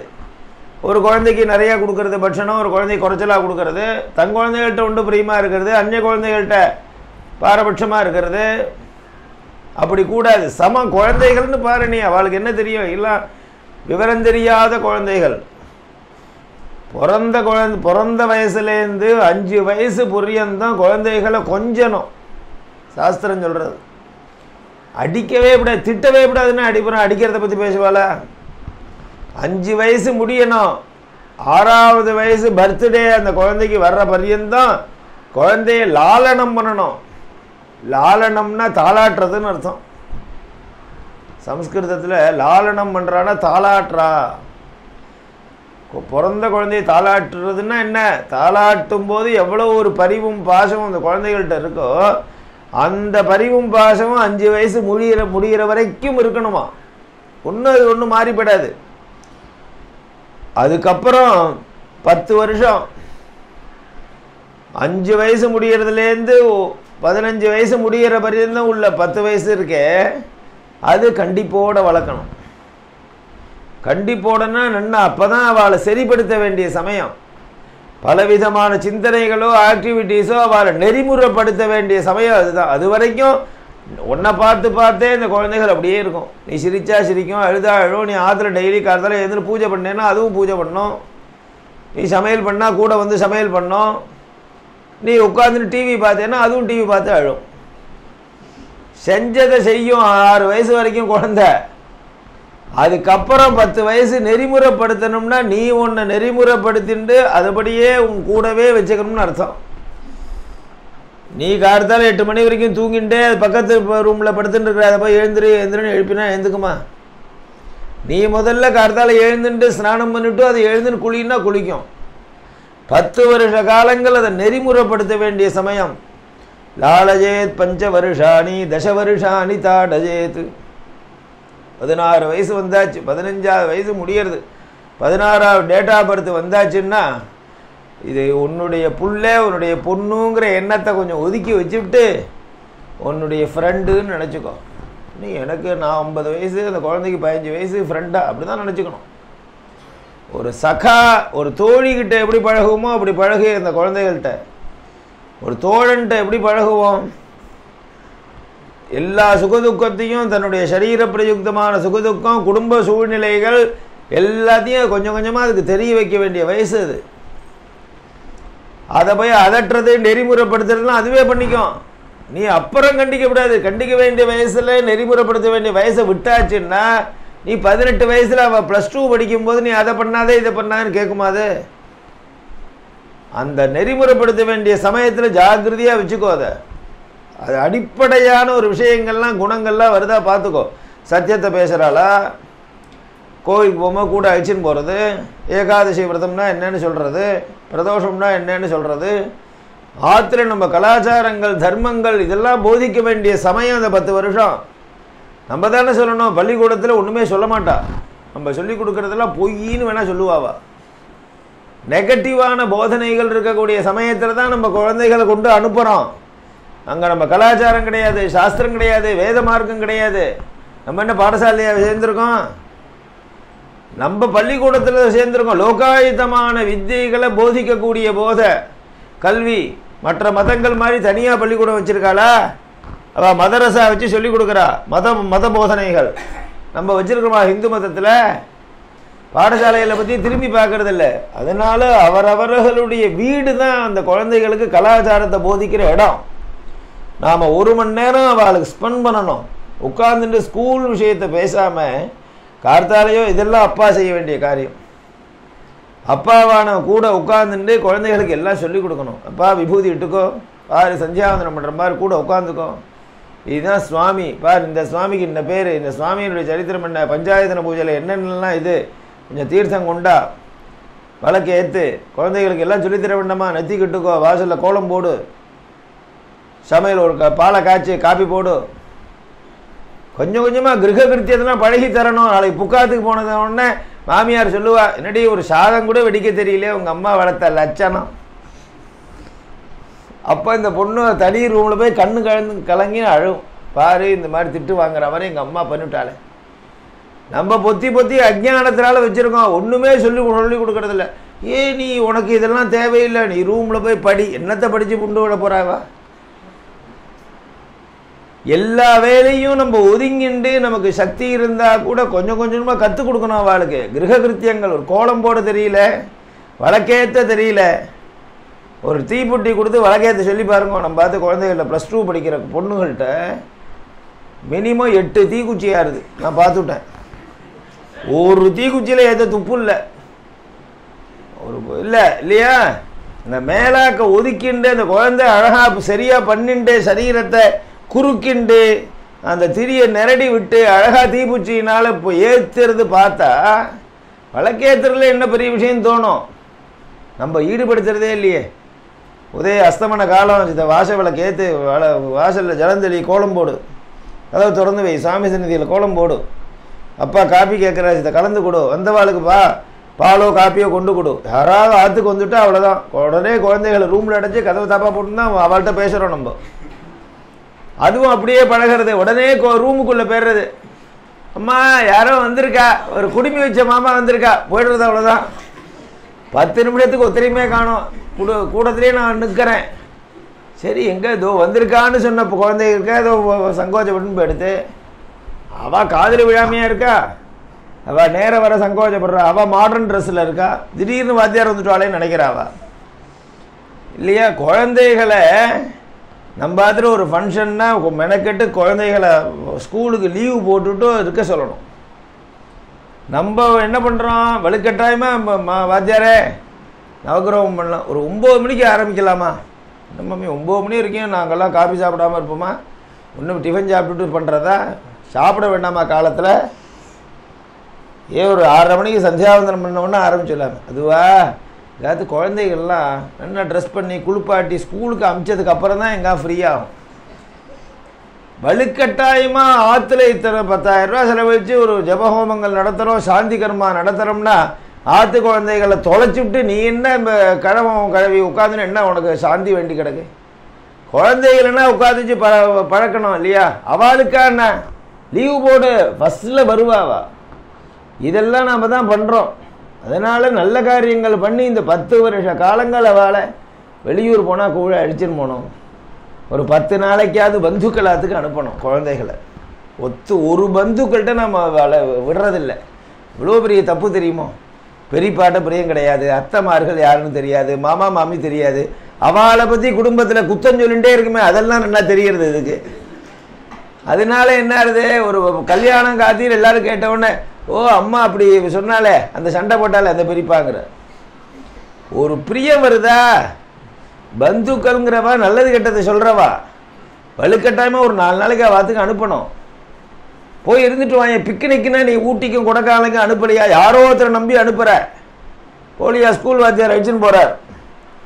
அதனால் பந்துக்களாத்தில் போய் ஒரு 10 நாளைக்காது இவாத்து 2 நாள் வாத்து 2 நாள் அவாத்து ஜென்ரேஷனும் நம்ம ஜென்ரேஷனும் பழக வேண்டாமா? அந்த குழந்தைகளும் இவாளும் பழக வேண்டாமா? அவள் நம்ம மத்துக்கு வரணும்னு எதிர்பார்க்கக்கூடாது. அவள் அனுப்பிச்சாலா? நீ இதுக்கு அவாத்துக்கு அனுப்புகிற? குழந்தைகளுடைய ஸ்ரேயஸ் இப்படியே ஒரு இடத்துக்கு போனாக்க புறத்தியாரத்தில் போய் இருந்தால் தான் அந்த குழந்தைகளுக்கு பல விஷயங்கள் வரும். நம்மளே சுஷ்ரூட பண்ணிட்டு இருக்கோம் ஆற்றுல. இன்னொருத்தர் ஆற்றுல போய் 4 நாள் இருக்க சொன்னால் தான் அந்த குழந்தைகளுக்கு ஒரு பொறுப்பு வரும். ஆனால் நம்மளுடைய துணிமணி, நம்மளுடைய ட்ரெஸ்ஸு, நம்ம குளிக்கணும், நம்மளே பழுத்த வைக்கணும், நம்மளுடைய காரியத்தை நம்ம பண்ணிக்கணும்னு ஒரு அடிப்படை பொறுப்பாக வரும் இல்லையோ?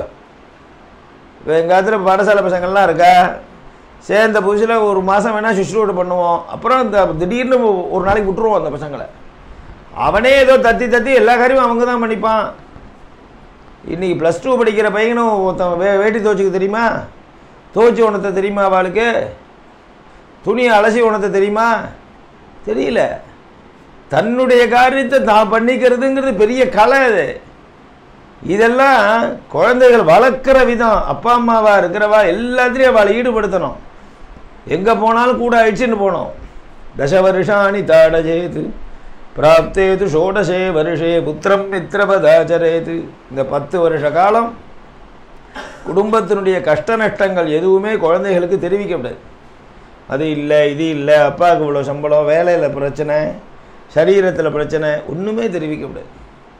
அவள் கான்சன்ட்ரேஷனாக படிப்பு, ஒரு போட்டி மனப்பான்மையோடு படிக்க சொல்லக்கூடாது. படிப்புங்கிறது அவசியம் உலகத்துக்கு. இந்த படிப்பு மூலமாக நாம் உலகத்தில் பிரகாசிக்கலாம், யசஸ் வரும், தனம் வரும்னு சொல்லலாமே தவிர ஒரு காம்படிஷன் எவ்வளோ பெரிய தப்பு அது. நீ ஃபஸ்ட்டில் வரணும். தப்பான எண்ணங்கள் உருவாக்குறோம் நம்ம. ஒருத்தனை அமுக்கிவிட்டு நீ முன்னாடி வரணும்னு சொன்னால் நாளைக்கு இவன் தோற்று போயிட்டான்னா இவனால் தாங்க முடியல. எடிட்டோரியல்லே எழுதியிருந்தேன், +2 ரிசல்ட்டு வந்த உடனே 2-3 பேர் சிரமப்படுறா. குழந்தைகளுக்குலாம் சிரமம் ஏற்படுறதுன்னா இவள் அப்பா அம்மாவோட காரணம். போட்டு ப்ரெஸ் பண்ணி நீ தான் ஸ்டேட் ஃபஸ்ட் வரணும். எத்தனை பேருக்கு இப்போ என்ன ஸ்டேட் ஃபஸ்ட் வரான்னு தோற்று போயிட்டா என்ன இதுவா கிரிமினல் கேஸா? என்ன வாழ்க்கையே போயிட்டான்னா அவனுக்கு கொஞ்சம் 10 மார்க் குறைச்சி வாங்கினா என்ன இல்லையா? இன்னும் படித்து ஃபஸ்ட்டு வாங்கினவன்லாம் மேல் லெவலில் இருக்கானா? பேப்பரில் படம் வந்திருக்கு, +2 ஃபஸ்ட்டு வாங்கினவன்னு இத்தனை வருஷமாக வந்தவனுடைய கதியெல்லாம் என்ன? ஒன்றும் இல்லை. எல்லாருமே ஒன்றுமே வாங்காதவன்லாம் மந்திரியாக வந்து நிற்கிறான். திடீர்னு நமஸ்காரம் பண்ணுறான், வா நீ தான் மந்திரிங்கிறா. முடிஞ்சு போச்சு. பகவானுடைய அதிருஷ்டம் இருக்கணும் இல்லையா? நீ ஒருத்தனை அம்மி நாம மேலே வரணும்னு நினைக்கவே கூடாது. தர்ம காரியத்தையே ஒருத்தனை மட்டம் தட்டி அவன் முதுகில் ஏறி நீ நின்றுண்டு ஒசரணும்னு நினைக்கவே கூடாது. காம்படிஷனே வரக்கூடாது. எதில் போய் போட்டி போடுறது? நீனும் படி நானும் படி, எல்லாருக்கும் பாஸ் போடு. எல்லாரும் பாஸ் தான். உனக்கு பாஸ் போட்டு அடுத்த கிளாஸ் போறியா இல்லையா? உன்னை ஃபைல் பண்ணி உட்காந்து வைக்க போகிறது இல்லையே.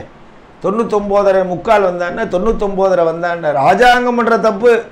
நம்ம அதுக்கு ஒத்துழைக்கப்படாது. எல்லா குழந்தைகளுடைய ஃப்யூச்சர்னா வீணா போகிறது.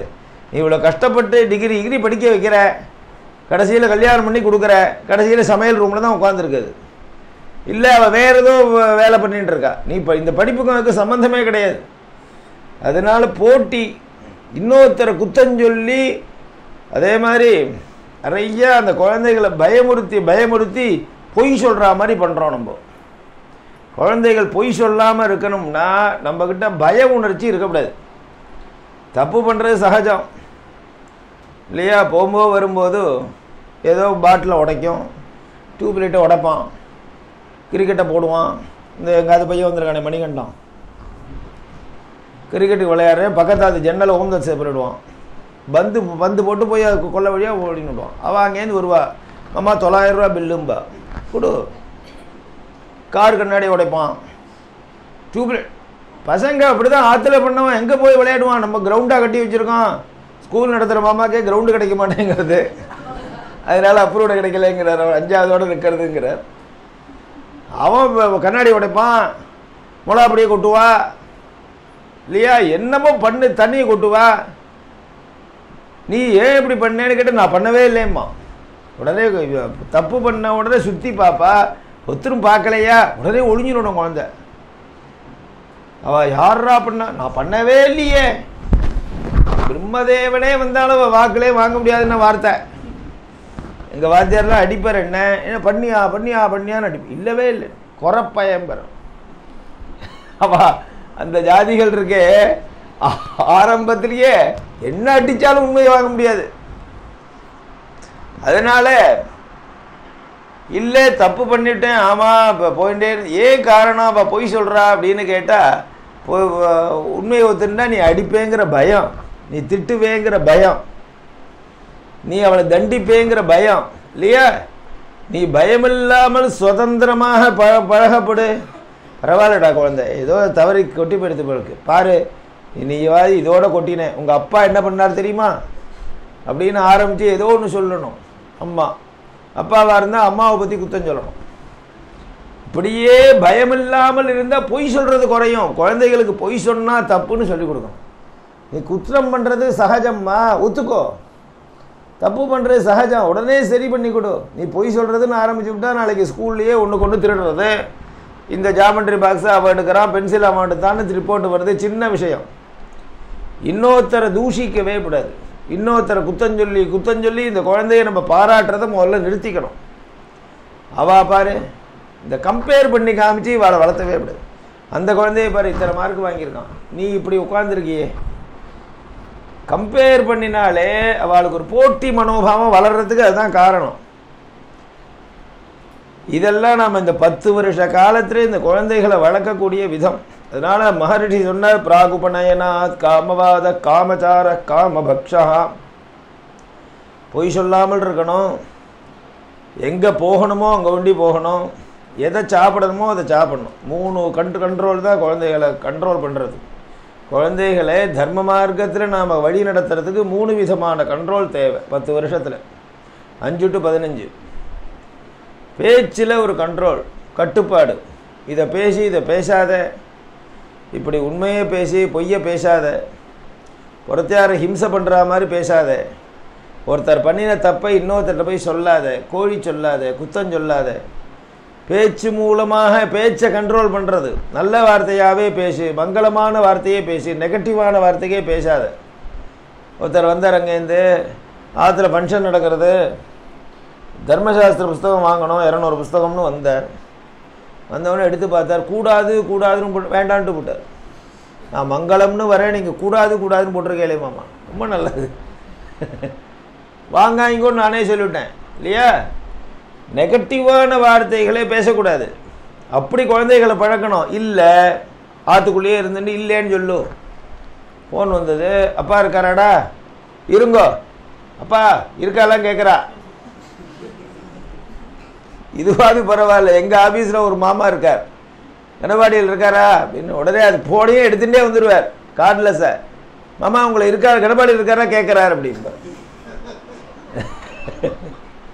இவன் என்ன சொல்ல போகிறான், இல்லைன்னு சொல்லு, ஜாடை காமிப்பான். புரியணுமே அவருக்கு, ஜாடை காமிச்சா அவர் இப்போ இல்லைன்னு சொல்லிட்டுமா, அது வேற. இல்லைன்னு சொல்லிட்டுமா, அது வேற. இருந்தான்னு சொல்லு, இல்லை பூஜை பண்ணிருக்கான், வேலையாக இருக்கா, அப்புறம் பண்ண 1/2 மணி கழிச்சு பண்ணுன்னு சொல்லு. பொய் சொல்லுன்னு நம்மளே அவளை பல சந்தர்ப்பத்தை கொடுத்து பொய் சொல்கிறதுக்கு உருவாக்கி. பேச்சில் கண்ட்ரோல் தேவை. சாரம், எந்த இடத்துல போகலாம் எந்த இடத்துக்கு போகக்கூடாதுங்கிற கண்ட்ரோல் தேவை. நீ பள்ளிக்கூடம் போ, அங்கே போ, இங்கே போ, கோவிலுக்கு போ, குளத்துக்கு போ, இந்தந்த இடத்துக்கெல்லாம் போகாதப்பா, அதெல்லாம் துஸ்சங்கம், கலிபுருஷன் வசிக்கிற இடம், காமக்ரோதத்தை விருத்தி பண்ணுற இடம், ஆசாபாசங்களை வளர்க்கிற விதம், துஷ்ட பசங்கள் இருக்கிற இடம். அந்த சத்சங்கம்லாம், அந்த சங்கம் உனக்கு வேண்டாம், துஸ்சங்கம். சாதுக்கள் இருக்கிற இடத்துக்காக வா, நல்லவர்களோடு சேர்ந்து போ, பழகு அப்படின்னு. சாரம், சஞ்சாரத்தில் கண்ட்ரோல். காமச்சாரஹா, சஞ்சாரம், இந்த இடத்துல சஞ்சாரம் பண்ணலாம், இந்த இடத்துல சஞ்சாரம் பண்ணக்கூடாது அப்படிங்கிறதுல நெறிமுறை எடுத்து சொல்லு அவளுக்கு. அந்த அந்த விஷயத்தில் கவனிக்கணும், பேச்சை கவனிக்கணும், குழந்தைகளை கவனித்து அவனை நெறிமுறைப்படுத்தணும், சஞ்சாரத்தை நெறிமுறைப்படுத்தணும். 3வது பட்சணம், ஆகாரத்தை நெறிமுறைப்படுத்தணும். இப்போ 5லேருந்து 15 வரைக்கும் இந்த சத்வகுணம் அந்த என்ன ஆகாரம்தான் இவனுடைய நல்ல பழக்க வழக்கங்களை உருவாக்குறது. 9ஆவதோ 10ஆவதோ படிக்கிற பையன் மொத்தம் தான் படிக்கிற வாத்தியாரை கத்தியால் குத்தி விட்டான். எல்லாம் எங்கள் ஊரில் நடந்த பெருமை, மெட்ராஸுக்கு பெருமை. இதெல்லாம் மந்தவெளியில் எவ்வளவு குரூரமான எண்ணம் அந்த 15 வயசு குழந்தைக்கு வந்திருந்தா பண்ணிருமா இல்லையா. காரணம் சாப்பிட்ற சாப்பாடு, மாம்சத்தையும் இதையும் சாப்பிட்டுண்டு, ரஜோகுணமான வளர்க்கக்கூடிய கண்ட ஆகாரத்தையும் சாப்பிட்டுண்டு, என்னென்னமோ வெளிநாட்டிலேருந்து வருதுங்கிறான், அதெல்லாம் சாப்பிட்டுண்டு. சமோசா சாப்பிடலேன்னு ஆசைப்பட்டார் ஒருத்தர். காசிக்கெல்லாம் யாத்திரையெல்லாம் அழைச்சின்னு போய்ட்டு வந்தேன், கூட வந்தார். அந்த மாமிகிட்ட அப்புறம் ஆற்றுல போய் பேசியிருந்தேன். மாமி எல்லாம் சந்தோஷம் தானே, 1 மாதம் நல்லபடியாக யாத்திரை ஆச்சு, நிறையா செலவழிச்சார், எனக்கும் உங்களால் கங்காசானம் கிடச்சிது, எனக்கெல்லாம் சந்தோஷம் தான் மாமா. எங்கள் ஆத்து மாமாவுக்கு தான் வருத்தம். என்ன வருத்தம், காசியில் நல்ல நல்ல சமோசா கிடைக்கிறது, சாப்பிடாம வந்துட்டுமே வருத்தப்பட்டு. அப்படின்னா என்ன மாமின்னு சிரிச்சா அந்த மாமி. அப்புறம் எங்கள் ஆற்றுல வந்து கேட்டேன், என் பொண்ணு விட்டு சமோசா. அது ஒன்றும் இல்லைப்பா, உருளைக்கிழங்கு கறியில் ஒரு இது வச்சுருக்கா. கண்ட பட்சணங்களை சாப்பிட்டா உடம்பு அனாரோக்கியங்கிறது வேற, குணம் மாறும். அன்னாத் பவந்தி பூதானி, அன்னத்திலேருந்தான பூதங்கள் உருவாகிறது. சாப்பிடக்கூடிய உணவு பண்டங்கள்லேருந்தான் உயிர்கள் உருவாகிறது. எப்படிப்பட்ட உணவுகளை சாப்பிட்றையோ, எப்படிப்பட்டவர்கள் சமைச்ச உணவை சாப்பிட்றையோ, எப்படிப்பட்ட சூழ்நிலையில் சமைக்கப்பட்ட உணவை சாப்பிட்றையோ, அதுக்கு எப்படிப்பட்ட விதத்தில் அதை சாப்பிடப்படுகிறதோ அதுக்கு தகுந்த மாதிரி தான் உன்னுடைய மனசு மாறும். ஒரு சாமியார் இருந்தார், சுவாமிகள் சாது ஒருத்தர் ஒரு சிஷ்யனோடு இருந்தார். டெய்லி ஒருத்தராத்துக்கு பிட்சைக்கு போவார். ஒரு நாளைக்கு பிட்சைக்கு ஒருத்தராத்துக்கு போனார். பெரிய பிரபு சாப்பிட்டார், நல்ல ஆகாரம்லாம் பண்ணி வச்சா. கையெலும்புறதுக்காக போனார். நம்ம அதுலலாம் பிளாஸ்டிக் கப்பை வச்சுருப்போம் கையெலும்பு இல்லையா, இன்னும் கொஞ்சம் வசதிகள்னால் பித்தளை சொம்பு வச்சுருப்பா. பிரபுக்களாக இருக்கிறதுனால வெள்ளி சொம்பை வச்சுருந்தா கொல்லை பக்கம் கையெலும்பினார். உடனே ரொம்ப நன்னா இருக்கே வெள்ளி சொம்புண்டார். அங்கே வைக்கிறதுக்கு பதிலாக ஜோல்னா பையில் போட்டுட்டார். முடிஞ்சு போச்சு இல்லையா, போட்டுட்டார். வந்தார், உட்காந்து வச்சு பிரதர்ஷன நமஸ்காரம் பண்ணினா தாமூரெல்லாம் கொடுத்தா. சிஷ்யனும் கூட பார்த்துட்டே இருக்கான். அவர் ஆரம்பத்திலே சொல்லியிருக்கார் சிஷ்யன்ட்ட, நான் இது பண்ணினாலும் அதுக்கு ஒரு அர்த்தம் இருக்கும், கேட்காதே. ஞாபகம் இருக்கான் ஞாபகம் இருக்கான். அவனும் வாய் திறக்கலை. ஞாபகம் வந்த அது ஒரு 2 மைல் நடக்கணுமே. சரி நடந்து ஏதோ ஒரு இது வழியாக நடந்து வந்தார். புக்தா சதபதம் கச்சேது, சாப்பிட்டா 100 அடி நடக்கணும். நடந்து வந்தார். தான் இடத்துக்கு வந்து சாயங்காலம் 4 மணி ஆகிடுது. 4 மணி ஆச்சு. ஆற்றுக்கு வந்த உடனே தான் பையை பார்த்தா அச்சுச்சோ இது அந்த ஐயர்வாளத்து செம்புன்னாடா, இதை கொண்டு பார்த்தா கொடுத்துட்டு வாடான்னார். அவன் திரு முழிச்சான், பார்த்தான், கேட்டான், ஏன்னா உங்களுக்கு வேறு வேலையே இல்லையா, 4 மைல் இப்போ நடந்து வந்திருக்கோம், எடுத்து நீங்கள் புத்திபூர்வமாக தான் எடுத்துட்டேல், திருட்டு முழிச்சேல், புத்தி யாரா இருக்காளான்னு பார்த்தேல், பையில் போட்டேன், தெரியாமையா பையில போட்டுண்டேல், திருடுறோன்னு தெரிஞ்சுன்னு தான் சுவாமி திருடினேர். பரஸ்வத்த அபகரணம்ங்கிறது எவ்வளோ பெரிய தப்பு. பண்ணலாமா? உண்ட வீட்டுக்கு துரோகம் நினைக்கலாமா? இப்போ உமக்கு யார் புத்தி சொன்னா பண்ணது தப்புன்னு உமக்கு தெரிஞ்சிட்டீரா? ஆமாண்டா நான் பண்ணது தப்பு தான், கொண்டு கொடுத்துட்டு வந்துடும் அவர்கிட்ட. அப்பயே அப்படி புத்தி வந்ததுன்னார். அதுக்கு அவர் சொன்னார், நான் நல்லவன் தான், அந்த எஜமானன் வந்து அந்நியாய திரவியத்திலே அந்நியாயமாக சம்பாதிச்ச திரவியத்திலே சமைக்கப்பட்டதான வஸ்துக்களை போட்டான், சாப்பிட்டுட்டேன். என்ன வஸ்துக்களை சாப்பிடப்படாதுங்கிறதுல இவர் உறுதியாக இருந்தார். சாப்பிடக்கூடாத வஸ்துவை சாப்பிடலை. அந்த உணவானது இன்னொருத்தனை ஏமாற்றி துரோகம் பண்ணி சம்பாதிச்ச பொருளால் தயார் பண்ணப்பட்ட உணவு பதார்த்தம். அதை சாப்பிட்டேன், அதனால என் புத்தி ஒரு 3 மணி நேரம் அப்படி ஆயிடுத்து. இப்போ எப்படி நல்ல உணவு வந்ததுன்னா 4 மணி நேரம் நடந்து வந்ததில் எல்லாம் ஜீரணம் ஆகிடுத்து. பழையபடி உணவுலாம் மாம்சம் ரத்தம்லாம் பழையபடி சத்துவகுணத்தோடு மாறிடுத்து. பண்ணு தப்புன்னு உணர்றேன் இல்லையா? இது அனுபவத்தில் தான் தெரியும். சாப்பிட பல இடத்துல போய் சாப்பிட்றோமே, அவளை கேட்டால் தான் தெரியும், உங்களுக்குலாம் தெரியாது. பல ஆற்றுல போய் பல விதமான ஜனங்களில் சாப்பிடக்கூடிய எங்களே மாதிரி வைதிகாலை கேட்டால் தான் தெரியும். சில பேராட்டில் போய் சாப்பிட்டு வந்தால் நீ பூரா ஒன்றும் ஓடாது, ஒரு அக்ஷரம் ஞாபகம் இருக்கிறதுலாம் மறந்து போயிடும். ஆற்றுல வந்து மத்தியானம் சந்தை சொல்ல உட்காந்தா ஒன்றும் தோணாது, ஏதாவது ஆர்டிக்கல் எழுதலான்னு உட்காந்தா தோணாது, நீ பூரா படுத்துக்க வேண்டியதுதான். காலத்தால் எதுவும் சாணம் பண்ணால் தான் புத்தி வரும். சில பேராத்தில் நல்ல சாதுக்களுடைய வஸ்துக்களை சாப்பிட்டோன்னா நல்ல புத்தி சக்தி வேகமாக வேலை செய்யும். அதனால ஆகாரத்தில் கண்ட்ரோலாக இருக்கணும். காமபட்சா, குழந்தைகளுக்கு சத்துவகுணமான பால் ஆகாரம் கொடு. பிறந்த குழந்தைக்கு ஆகாரம் கொடுக்க சொல்கிறார் ரிஷி. ஆச்சரியமான விஷயம். குழந்தை பிறந்திருக்கு, பிறந்த குழந்தைக்கு என்ன கொடுக்கணும்? டாக்டர் என்ன சொல்கிறான்? அவன் ஏதோ டப்பாவை காமிக்கிறான், டப்பா பேரை வச்சுன்னு 6 மாதத்துக்கு இந்த டப்பா கொடு, அப்புறம் இந்த டப்பா கொடு. அது பேரெல்லாம் தெரியல, உள்ளே என்ன இருக்குன்னு அவனுக்கே தெரியாது. டப்பா பேர் தான் தெரியுமே தவிர இதில் என்னென்னலாம் கலந்துருக்கு, ராகி கஞ்சி என்னமோ சொல்லுவா, அதெல்லாம் ஒன்றும் இல்லை, அது வெறும் கெமிக்கல். ஆனால் பிறந்த உடனே இந்த குழந்தைக்கு என்ன கொடுக்கணும்னாக்க ரிஷி சொன்னார், தேன் கொடுன்னார். தேன் எத்தனைக்கு எத்தனை குழந்தைகள் போகிறதோ புத்தியை வளர்க்கும், சத்துவகுணத்தை விருத்தி பண்ணும். நல்ல பசு நெய் நிறைய சேர்க்கணும் சாப்பாட்டில். குழந்தைகளுக்கு நிறைய நெய்யை போட்டு பருப்பு சாதம் தான் போடுவான் முன்காலத்தில், ருச்சிச்சு சாப்பிடுவாள். சின்ன குழந்தைகள்லாம் பருப்பு சாதம் தான் சாப்பிடுவாள். நிறைய நல்ல பருப்பை வேக வச்சு தலைன்னு நிறைய நெய்யை போட்டு நல்லா பிசைஞ்சு கொடுத்தா எப்படி இருக்கும் தெரியுமா? அந்த இப்போ பருப்புவே ஒருத்தர் தொடரதில்லை, போட்ட உடனே டைரக்ட் குழம்புக்கு போயிடுறான். காரம் தான் பிடிக்கிறது இந்த பசங்களுக்கு. அவள் ஏதோ பருப்பு வைக்கணுமேனு வைக்கிறாளே தவிர இவாளும் ஒதுக்கிடுறா. குழந்தைகளுக்கு நிறைய பருப்புகள், நெய், பசு நெய் எப்படி இருந்தால் சேர்க்கலாமோ, பசும் பால், நல்ல பாலை கொடுங்க. தேன் நிறையா எத்தனைக்கு எத்தனை தனியாகவே கொடுக்கலாம். உபநயனார வரைக்கும் தேன் கொடுக்கலாம். உபநயனம் ஆகிடுச்சுன்னா தேன் சாப்பிடக்கூடாது, பிரம்மச்சாரி. கன்னிகா ஸ்திரீகளுக்கு கொடுக்கலாம். இதெல்லாம் இன்னொரு காம்பினேஷன் சொல்ற ரிஷி.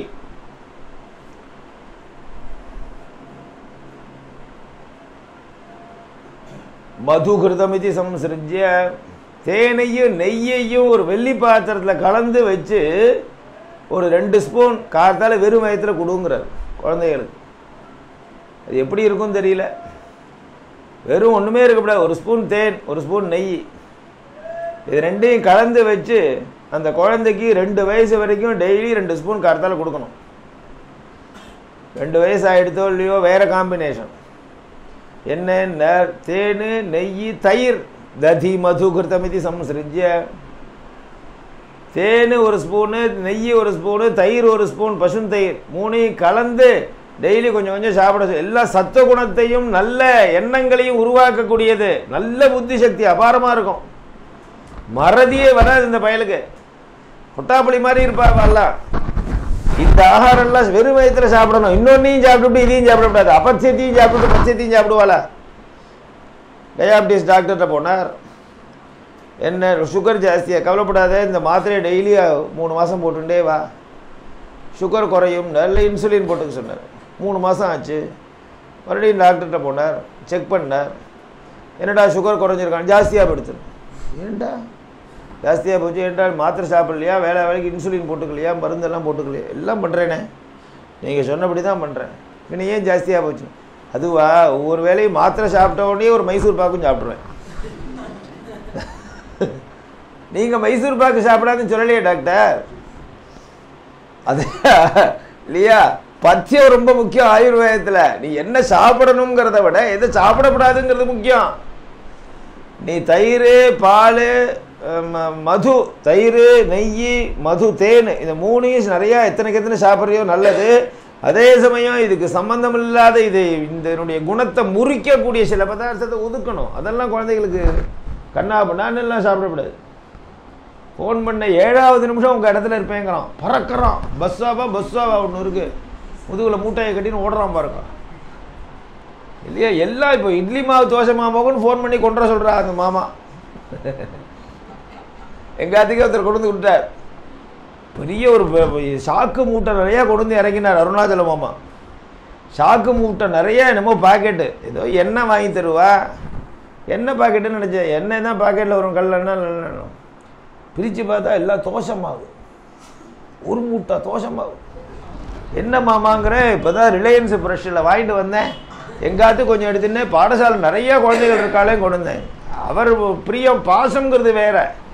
எல்லாமே கடையில் கிடைக்கணும். அப்போ தான் எனக்கு தெரிஞ்சுது தோசமாவே பேக்கெட் பண்ணி வைக்கிறான் போல இருக்கு. இந்த பதார்த்தங்கள்லாம் இவனுடைய புத்தியை குறைக்கும்.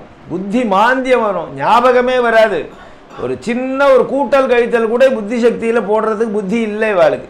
எல்லாத்துக்கும் கால்குலேட்டர் தேவைப்படுறது இல்லையா? ஒரு படார்னு ஒரு கணக்கு கேளுங்க, சொல்கிறாள பாருங்க. ஒருத்தரை பார்த்தா அவர் முகம் 10 வருஷம் மறக்கப்படாது.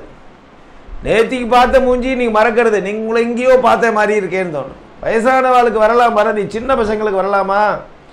இந்த சாத்விகமான ஆகாரம் ஓதனமிதி சம்சிருஜ்ய, கொஞ்ச நாள் கழிச்சு இந்த 3ஓட 4ஆ பண்ணுன்றார். என்ன சாதம் சாப்பிடலான்னார், குழம்புஞ்சா ரசஞ்சா அதெல்லாம் இல்லை. இந்த முன்னாடி சொன்னமே 3 ததி மது கிருதம் இல்லையா? தயிர், பசுந்தயிர், நெய், அப்புறம் தேடு, இந்த 3ஐயும் கலந்து ஒரு பாத்திரத்தில் வச்சுட்டு நல்ல அன்னத்தை வெடித்து இதை போட்டு கலந்து சாப்பிட பழகுங்கிறார். ததி மது கிருத மோதனமிதி சம்சிருஜ்ய.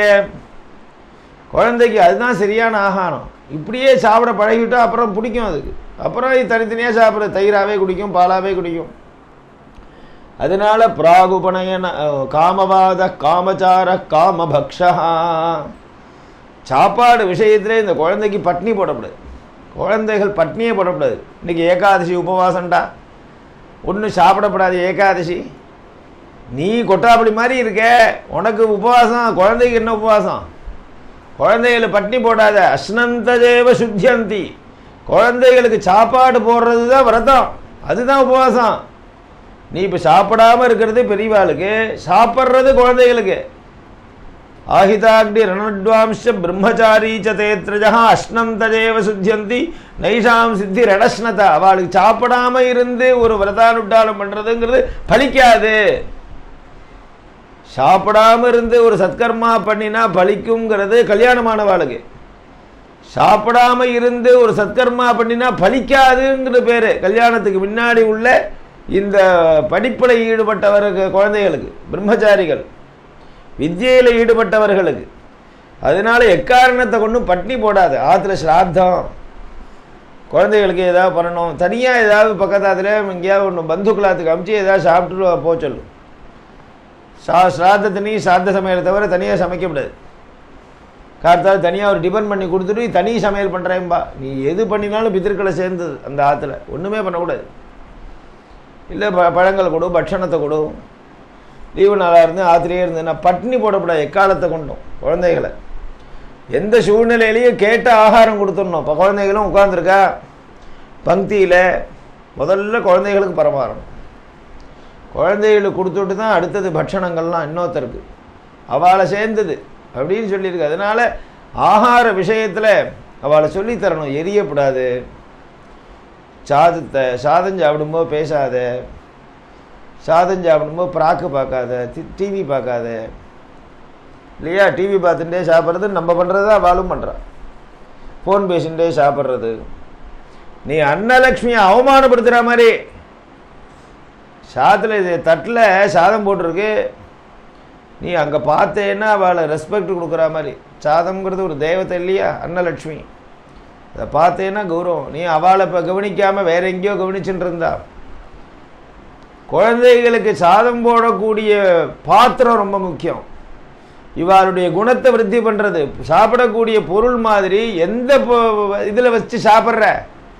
பீங்காந்தட்டில் வச்சு சாப்பிட்றியா, அலுமினிய தட்டா, பேப்பர் தட்டா, பேப்பர் கப்பா, பாக்குப்பட்டையா, சரகு தொன்னையா, இலையா, எவர் சில்வர் தட்டா, இண்டோர் நம்ம சௌரியத்துக்கு ரொம்ப செலக்ட் பண்ணி வச்சுக்கிறோம். எதில் வச்சு சாப்பிட்டா இந்த குழந்தைகளுக்கு நல்லது, ஆகாரம் உள்ளே போனால் சத்த குணத்தை விருத்தி பண்ணணும் நம்ம யோசிக்கிறது இல்லை. நமக்கு அதை தேய்க்கிறது, பாத்திரம் தேய்ச்சி உள்ளே வைக்கிறது, எது க்ளீனாக இருக்கோ அதை பண்ணிக்கிறோம். அது இன்னொருத்தன் சாப்பிட்ட தட்டா இருந்தாலும் பரவாயில்ல, அப்படி இருக்கக்கூடாது. குழந்தைகளுக்குன்னு தனித்தனி பாத்திரம் இருக்கணும், தனித்தனி தட்டு. அவளுக்கு ஒண்டி தான் யூஸ் பண்ணணும். வஸ்திரம் இன்னொருத்தர் யூஸ் பண்ணுறாளா, ஒருத்தர் போட்டுன ட்ரெஸ் இன்னொருத்தர் போட்டுக்கிறாளா, ஒருத்தர் போட்டுன செருப்பு இன்னொருத்தர் போட்டுக்க சொல்கிறோமா, ஒருத்தர் வாரிண்ட சீப்பு கூட இன்னொருத்தர் வாரிக்கிறது இல்லை. எல்லாம் தனித்தனியாக இருக்கிற மாதிரி ஆகார பாத்திரம், உட்காந்துச்சு போடக்கூடிய தட்டு, வெள்ளி பிளேட்டு வாங்கி கொடு.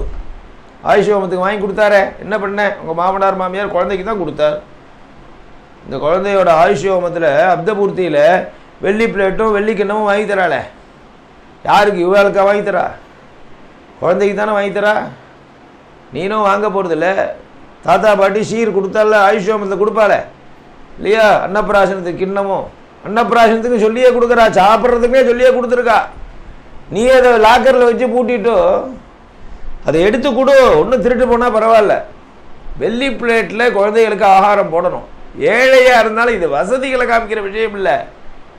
சாதாரண மிடில் கிளாஸ் பீப்புளே ஆகாரம் அன்ன சுத்தி எச்சல் படாது வெள்ளி பிளேட்டில். அது குழந்தைகள் எச்சல் பட்டாலும் எச்சல்ங்கிற ஒரு தோஷம் வராது. ஆரோக்கியம். முடிஞ்சால் தங்க பிளேட்டாக வாங்கி கொடு, தங்க தாம்பாளம். முடியலையா வெள்ளி பிளேட்டு ஆகாரம். அதனால நம்மளும் அதே மாதிரி சாப்பிட ஆரம்பித்தா குழந்தைகளும் அதே மாதிரி சாப்பிடுவா. பிராகு காமபாத காமச்சார காம பக்ஷா. இந்த 10லேருந்து 15 வயசு வரைக்கும் இந்த 3 விஷயத்தையும் நாம் குழந்தைகள் விஷயத்தில் கவனித்தா இந்த குழந்தைகள் நல்லவர்களாக, புத்திசாலிகளாக, சத்வகுண பிரதானத்தோட, ஒரு சாந்தமான ஒரு குணத்தோட, ஒரு உதார சுபாவத்தோட, அடிக்கணும் உதைக்கணும் அப்படிங்கிற எண்ணங்கள்லாம் இல்லாதவர்களாக, போட்டி பொறாமையெல்லாம் இல்லாதவர்களாக வளருவார்கள். 16 வயசு ஆகிடுத்தோ இல்லையோ நம்மளுடைய டியூட்டி முடிஞ்சாச்சு. 16 வயசுக்கு அப்புறம் நீ அவள் விஷயத்தில் ஜாஸ்தி தலையிடாத. அவனுக்கு தெரியறதே, அவன் செலக்ட் பண்ணுறான், என்ன டிகிரி பண்ணணும், எந்த காலேஜ்னு அவன் பண்ணணும். நீ போய் உன்னுடைய இதை உனக்கு நீ உன்னுடைய அனுபவத்தை விட அவள் அனுபவம் ஜாஸ்தி. நீ இப்படி வளர்த்துட்டா 17 வயசுக்கு அப்புறம் சுதந்திரம் வா. நீ தலையிடத்துக்கு ரைட்ஸு கிடையாது சாஸ்திரம் சொல்கிறது. அதுக்கப்புறம் அவளுடைய ஒரு அபிப்பிராயத்துக்கு முக்கியத்துவம் கொடுத்து அதை நடைமுறைப்படுத்த வேண்டிய வேலை உன்னுடைய வேலை. அப்பா அம்மாவா இருக்கிறவா அதுக்கு ஒத்தாசை பண்ணணும். அவள் என்ன நினைக்கிறாளோ, நீ ஈவினிங் காலேஜ் சேர்றியா சேரு, அந்த காலேஜ் சேர்றியா சேரு, அந்த படி படிக்கணுமா படி, தர்ம விரோதம் இல்லாமல் ஆச்சார விரோதம் இல்லாமல் என்ன உண்டோ பண்ணணும். இப்படி துருவன் 5 வயசு துருவன் லோகாயுத்தமான வாழ்க்கையை தான் வாழ்ந்துட்டு ராஜ குடும்பத்தில் பிறந்தான். அவனுக்கு ஏதோ இன்னொரு குழந்தைகள் பண்ணினா தனக்கும் அந்த வசதிகள் கிடைக்குமேன்னு குழந்தைகள் நினைக்கும். அதுக்காக அப்பா மடியில் ஏறி உட்காரணும்னு நினச்சான். அம்மாட்ட வந்து சொன்னான். அம்மா சதுபதேசம் பண்ணினான். அப்பா மடியில் ஏற்றி உட்காந்து வச்சுன்னுட்டார் ஒரு குழந்தைய, இன்னொரு குழந்தைய ஏற்றி உட்காந்து வச்சுக்கல. அது இப்படியே கீழ் நின்று பார்க்கறது, ஆடாடா மடியில் ஏறணும்னு நினைக்கிறது குழந்தை சுபாவம் தானே. சேரில் ஏறி உட்காந்த உடனே நாமளும் சேரில் ஏறணும்னு நினைக்காதா? கல்யாணத்தில் ஊஞ்சல் தம்பதிகள் உட்காந்துருப்பா, உட்காந்தாருன்ன உடனே ஏதோ ஒரு குழந்தைகளை கூட்டு பக்கத்தில் உட்காந்து வச்சுப்பா. அதே வயசில் உள்ள மற்ற குழந்தைகள்லாம் ஏக்கத்தோடு பார்க்கும். நம்மளை உட்காந்து வச்சுக்கலையே, இவரை ஒண்டி ஊஞ்சலில் பக்கத்தில் உட்காந்து வச்சுருக்கோம் இல்லையா? இப்படி எல்லாரையும் கூப்பிட்டு உட்காந்து வச்சுக்கோ. சுற்றி குழந்தைகளாக இருக்கணுன்றது ஊஞ்சலில். ஊஞ்சல் நடத்தும் போதே கிரீடன் தௌ புத்திரை இரண்டப்திரி பெர்மோத மானோஸ்வே கிரகே ருக்வேதம் சொல்கிறது. புத்திரன் பௌத்திரன் நப்தா, பையன் பேரன் கொல்லு பேரன், இவர்கள் பல பேர் இருந்து என்னை சுற்றின்னு நான் சந்தோஷமாக என்னுடைய சொந்த கிரகத்தில் இருக்கணும். அப்படி சுற்றி முன்காலத்தில் ஊஞ்சல்னா அப்படி இருக்கும். பின்னாடி இந்த பக்கம் 4 பேர் உட்காருவான், இந்த பக்கம் 4 பேர் உட்காருவான், பின்னாடி 4 பேர் இருமா, செயினை பிடிச்சி 4 பேர் தொங்குவான். ஊஞ்சல் கம்பியை பிடிச்சிட்டு கிராமத்தில் பார்த்தாக்க இல்லையா? இந்த கல்யாணத்தை பற்றி ஒரு புஸ்தகம் ஒன்று வந்தது முன்காலத்தில். ஃபாரின் கல்யாணமா ஏதோ ஜப்பானின் கல்யாணமா, வாஷிங்டனில் கல்யாணம் திருமணம். அதில் இந்த ஃபோட்டோலாம் என்ன இருக்கும், ஒரு பையன் இந்த கல்யாண சங்கிலியை பிடிச்சின்னு மேலே தொங்குவான். அத்தனை குழந்தைகள் அவளுக்கு இல்லையா? இந்த நிச்சயதார்த்தம் ஊர்வலம், மாப்பிள்ளை ஊர்வலம்னா 200 பட்டாலும் உட்காந்துருக்கும். அதில் நீ எல்லாத்தையும் ஏற்றிக்கிய சந்தோஷம். அதனால இவர் ஒரு குழந்தைய ஏற்றி உட்காந்து வச்சுன்னா இன்னொரு குழந்தை ஏறணும்னு ஆசைப்பட்டது, மடியில் ஏறிக்கணும்னு அவள் பத்னிக்கு கட்டுப்பட்டுட்டான். அவள் ஏறப்படாதுன்னு ஆசைப்பட்டான்னு அவளுடைய ஆசையை நிறைவேற்றணும்னு நினச்சிட்டான் ராஜா. தன் பெத்த புள்ள அவளை சந்தோஷமாக வச்சுக்கணும் அப்படின்னு நினைக்காம பத்னி சிறித 2ஆம் தார பத்னி அவள் கோச்சு பாலுன்னு பிசாமல் அம்மாட்ட வந்து அழுதுது இந்த குழந்தை. அடாடா அது மாதிரி அப்பா என்னை அவமானப்படுத்திட்டார். அதையும் மீறி இந்த குழந்தை தன்னால் போய் ஏற போகிறது, ஏற போகிறோன்னு தள்ளி விட்டான் இல்லையா? இந்த குழந்தை எப்படி இருக்கும் மனோபாவம்? குழந்தைகள் சந்தோஷமாக இருந்தால் தான் கிரகம் குதூகலமாக இருக்கும். மகாலட்சுமி அங்கே தான் வசிப்பா. குழந்தைகளை ஒன்றுமே சொல்ல முடியாது. குழந்தைகளுக்கு நிறையா வஸ்திரங்கள் வாங்கி கொடுத்து ஆகாரம் போட்டு திருப்தியாக வச்சுட்டோன்னு வச்சுக்கோ, எல்லா தேவதையும் அனுகிரகமும் கிடைக்கும். அதனால வந்து அம்மாட்ட வந்து சொன்னா, அம்மா சொன்னா அப்போ தான் சதுபதேசம் பண்ணினா, இல்லைடா இது நீ அப்பா மடியில்ங்கிற உயரமான கீழேருந்து அந்த உயர்வான இடத்துக்கு ஏறணும்னு நினைக்கிற, இதை விட உயர்வான இடங்கள்லாம் இருக்குடா. அதனால் நீ அப்படிப்பட்ட பெரிய இடம் அவனுக்கு அந்த உயர்வான மடி கிடைச்சிடுதுன்னு வருத்தப்படாத, அதை விட மேல் இடத்துக்கு நீ போகலாம், பகவானை போய் உபாசனை பண்ணுன்னு சொல்லி நல்லபடி காமிச்சா. அவள் ஏதோ ஆத்தங்கத்தை குழந்தைகள்கிட்ட கொட்டினா. குழந்தைகளுக்கு இது உபதேசம் பண்ணணும்னு நினச்சின்னு சொல்லலை, அவருடைய மனசில் உள்ள குறை அதை குழந்தைகள்கிட்ட கொட்டினா பிடிச்சுன்னு குழந்தைகள் டக்குன்னு நல்ல நேரம் பிடிச்சிண்டு அப்புறம் பகவானை உபாசனை பண்ணினா. பகவானும் 6 மாத காலம் பேசாமல் விட்டார் அந்த பையலை. 5 வயசு குழந்தை தபஸ் பண்ணுறேன்னு காட்டுக்கு போச்சு. நாரதர் வந்து உபதேசம் பண்ணினார். பட்னி கிடக்கு, சாப்பாடு ஏற்படுவா, தீர்த்தம் இல்லை, ஆகாரம் இல்லை, கிடைச்ச ஜலம் நதி ஜலத்தை எடுத்து நிறையா குடிச்சு விட்டு பசி அடங்கி விட்டு படுத்து தூங்கிட்டு மறுபடியும் எழுந்துட்டு அவர் சொல்லிக் கொடுத்த மந்திரத்தை சொல்லிகிட்டே இருக்குது. அவர் ஒரு மந்திரத்தை இதை சொல்லிகிட்டேருன்னு சொல்லிட்டு போட்டார். அவர் தபஸ்ன்னா என்ன, இந்த மந்திரத்தை திருப்பி திருப்பி சொல்லிகிட்டே இருக்குது அந்த வாக்கியத்தை. பகவானுக்கு கருணை இல்லையா? 6 மாதம் காக்க வைக்கலாமா? 1 நாளா 2 நாளா? 180 நாள். உடனே வரக்கூடாதோ இல்லையா? குழந்தைகள்லாம் ஓடி வர வேண்டாமோ? ஏன் வரலன்னு பகவானுக்கே ஒருத்தனுக்கு பாரபட்சமாக அனுகிரகம் பண்ணுறதுக்கு பகவானுக்கே ரைட்ஸு கிடையாது. இவன் ஏதாவது சத்கர்மா பண்ணியிருந்தா அதை பேஸ் பண்ணி அனுகிரகம் பண்ணலாம். ஒன்றுமே பண்ணவனுக்கு ஒன்றுமே அனுகிரகமே பண்ண முடியாது பகவானாலேயே. நீ ஏதோ அனுஷ்டானம் பண்ணி மந்திரஜமம் கொஞ்ச நாள் பண்ணினா தான், நீ 6 மாதம் பண்ணினா 6 வருஷம் பண்ணதா வேணா எக்ஸ்டென்ஷன் பண்ணலாமே தவிர ஒன்றுமே இல்லாமல் பண்ண முடியுமா? பேங்க்கில் போனேன், நேற்றுக்கு பெரிய டைரக்டரை பார்த்து ஃபோன் பேசியிருந்தேன், நெட் பேங்கிங் வேணுமாம்மா, போட்டு தரேன்னா உடனே சொல்லிவிட்டு இந்த மேனேஜர் வந்து சொல்கிறார், நெட் பேங்கிங்னாக்கே நீங்கள் ஒரு அப்ளிகேஷன் கூட கொடுக்காம நான் எப்படிமாம்மா பின் நம்பர் கொடுக்குறதுங்கிறா சியூபிக்கார. ஒரு அப்ளிகேஷனை கொடுத்து வைங்கோ, நான் கையோட பின் நம்பரை கொடுத்து உங்களை ஆக்டிவேட் பண்ணுறேன், ஒன்றுமே இல்லாமல் நான் எப்படிமாம்மா பண்ண முடியும்னா. அதே மாதிரி தான் பகவான் நினைக்கிறான், ஒரு சத்கர்மா சின்னதாக ஒன்று பண்ணாலும் அனுகிரகம் பண்ணலாம். அதனால் 6 மாதம் வெயிட் பண்ணி 6 மாதம் கழித்து துருவனுக்கு அனுகிரகம் பண்ணி பெரிய துருவ மண்டலம்னு இன்றைக்கி மேலே நட்சத்திர மண்டலத்தில் துருவன் உட்காந்துருக்கான். துருவமருந்ததிஞ்ச தரிசகதி. கல்யாணம் ஆன உடனே அந்த துருவனை தான் பார்க்குறான். துருவ நட்சத்திரத்தை பார்த்து அருந்ததியை பாருன்னு இந்த துருவனை தான் பார்க்குறான் இல்லையா? நாரதருடைய சின்ன வயசு அது சொல்கிறார். நாரதருடைய சின்ன வயசில் என்ன நடந்ததுன்னு யாரை கேட்குறது? எல்லாருடைய இந்த பூர்வ வயசு இருக்கே, அதனுடைய சரித்திரம் பெரிய சரித்திரம். அதை பார்த்தா அதை பல பேருக்கு பார்க்கக்கூடாது. ரிஷி மூலம் நதி மூலம் கேட்கக்கூடாது, ஒன்றும் இருக்காது. நாரதர்களுடைய பூர்வ சரித்திரம், அம்மா வேலைக்காரி. இங்கே நினச்சி பார்க்க முடியுமா? நாரதர் எவ்வளோ பெரியவர். அவள் அம்மா ஒவ்வொரு வீட்லேயும் போய் வேலை செய்கிறவா, வேலை செஞ்சு பிழைக்கிறவா இருக்காளே, அவளுக்கு கிங்கரின்னு பேர். என்ன கிரககிருத்தியம் உண்டோ சில காரியங்கள் அவள் மூலமாக செய்யலாம், சில காரியங்கள் தானே பண்ணணும்னு சாஸ்திரம். எல்லாத்தையும் வேலைக்காரியில் ஒப்படைக்க விடாது. எல்லாத்தையும் வேலை வீட்டு பெருக்கிறது, துடைக்கிறது, வஸ்திரம் சோதனம் பண்ணுறது, பாத்திரம் தேய்க்கிறது, சில காரியங்கள் பண்ணலாமே தவிர நீனே கரியான இருக்கு, நீனே பானையை வெய்ய, வெங்கல பானையை வெய்ய, நீனே சம, நீனே பரமாறு, நீனே எச்சலிட்டு, நீனே கதவை திறந்து விடு, நீனே சாவி போட்டு வச்சுக்கோ, பீரோவை வச்சுக்கோன்னாக்க. இப்படி எங்காவது கொள்ளையாத்தில் ஒரு அம்மா இருந்தா, அந்த அம்மா காலமாயிட்டா, பந்துக்கள்லாம் வந்தா உனக்கு ஒரு ரைட்ஸும் கிடையாது, வெளியில் போன்ட்டா அந்த வேலைக்காரி கையில் சாவி கொத்து வச்சுன்னு போக மாட்டேங்கிறான். வேலை செய்யறதுக்குன்னு இன்னென்ன வேலையை இன்னொருத்தருக்கு ஒத்தாசை தானே. அந்த வேலையை பண்ணிட்டு இருந்தாதான் நாரதருடைய பூர்வாசிரமத்தில் பூர்வ ஜென்மாக்களில் நாரதர் சின்ன வயசாக இருக்கும்போது அவன் அம்மா கிரககிருத்தியங்கள் பண்ணிட்டு இருந்தா அவளுக்கு இந்த குழந்தையை கவனிக்க டைம் இல்லை. பல பேருக்கு அப்படி தானே இருக்குது. நீங்கள் சொல்கிறதெல்லாம் சரிமாம்மா, இந்த குழந்தை என்ன பேசுறது, எங்கே போகிறது, என்ன சாப்பிட்றதுன்னு கூட உட்காந்து கவனிச்சுட்டு இருக்க முடியுமா அப்படின்னு கேட்கலாம்.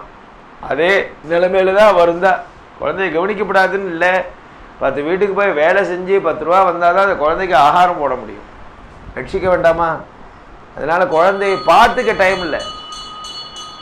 என்ன ஆச்சுன்னா அவள் பண்ணின ஒரே காரியம், குழந்தைகளை கொண்டு நல்ல பெரியவாள்கிட்ட ஒப்படைச்சா. பாடசாலையில் கொண்டு குழந்தைகளை சேர்க்குற மாதிரி அந்த ஊரில் சன்னியாசிகள்லாம் 2 மாதம் தங்கினா, கொண்டு அந்த மடத்தில் கொண்டு போய் ஒப்படைச்சி விட்டா. 2 மாதம் நீ வாழ்க்கையே இரு, கூடவே இரு, நல்ல காலத்தில் சாப்பாடு போடுவா, நான் நிம்மதியாக கிரககிருத்தியம் பண்ணலான்னு போயிட்டார். அந்த சமயத்தில் அந்த சாதுக்கள்லாம் அந்த சத்சங்கம் அவரை உயர்த்தித்து, அவெல்லாம் பேசக்கூடிய பேச்சுகள், அவளுடைய நடவடிக்கைகள் எல்லோரும் பார்த்துட்டே இருந்தவொன்னே குழந்தைக்கு ஒரு ஈடுபாடு வந்துடுச்சு. அதுக்கப்புறம் இவாளையே குழந்தையே கூப்பிட்டு உபதேசம் பண்ணினா, பிரம்ம விசாரம் பண்ணினா அப்படின்னு கதை போகிறது. அதனால யாரால் குழந்தைகளை கவனிச்சுக்க முடியலையோ, யாரால் கான்சன்ட்ரேஷன் பண்ண முடியலையோ, என்ன பண்ணணும்னா பாடசாலையில் கொண்டு விட்டுறது. பாடசாலை குழந்தை நல்லவனாக வரணும்னு தெரியுறதா இல்லையா? நீனே ஆற்றுல உட்காந்துச்சு சந்தியாவந்தனம் பண்ணுன்னு சொல்லி ஒரு புருடதுக்தம் ருத்ரஞ்சமக்கம் சொல்லி கொடுத்தா சரி. உன்னால் முடியலையா, நீ வைதிகத்துக்கு போகிற, புரோஹிதனாக இருக்க, 10 கிரககிருத்திய சாஸ்திரிகளுக்கெல்லாம் இப்போ ஒழியாது. சாஸ்திரிகளுக்கெல்லாம் வைதிகெல்லாம் இருக்காளே, அவள் குழந்தைகளை கவனிக்க அவளுக்கு டைம் இல்லை. அவள் அதனால இந்த மெத்தேடு வச்சுட்டு இருக்கா. உடனே கொண்டு ஒரு பெரியவர்கிட்ட கொண்டு ஒப்படைச்சுடுறது குழந்தைய, அவன் நல்லவனாக கொண்டு வருவான். அதே மாதிரி நல்ல சத்சங்கத்தில் கொண்டு ஒப்படைச்சு அடிக்கடி அழிச்சுன்னு போய் ஒப்படைச்சுடுறது. ஒரு வாரம் அங்கே போய் இரு, ஒரு வாரம் 10 நாள் இங்கே இரு.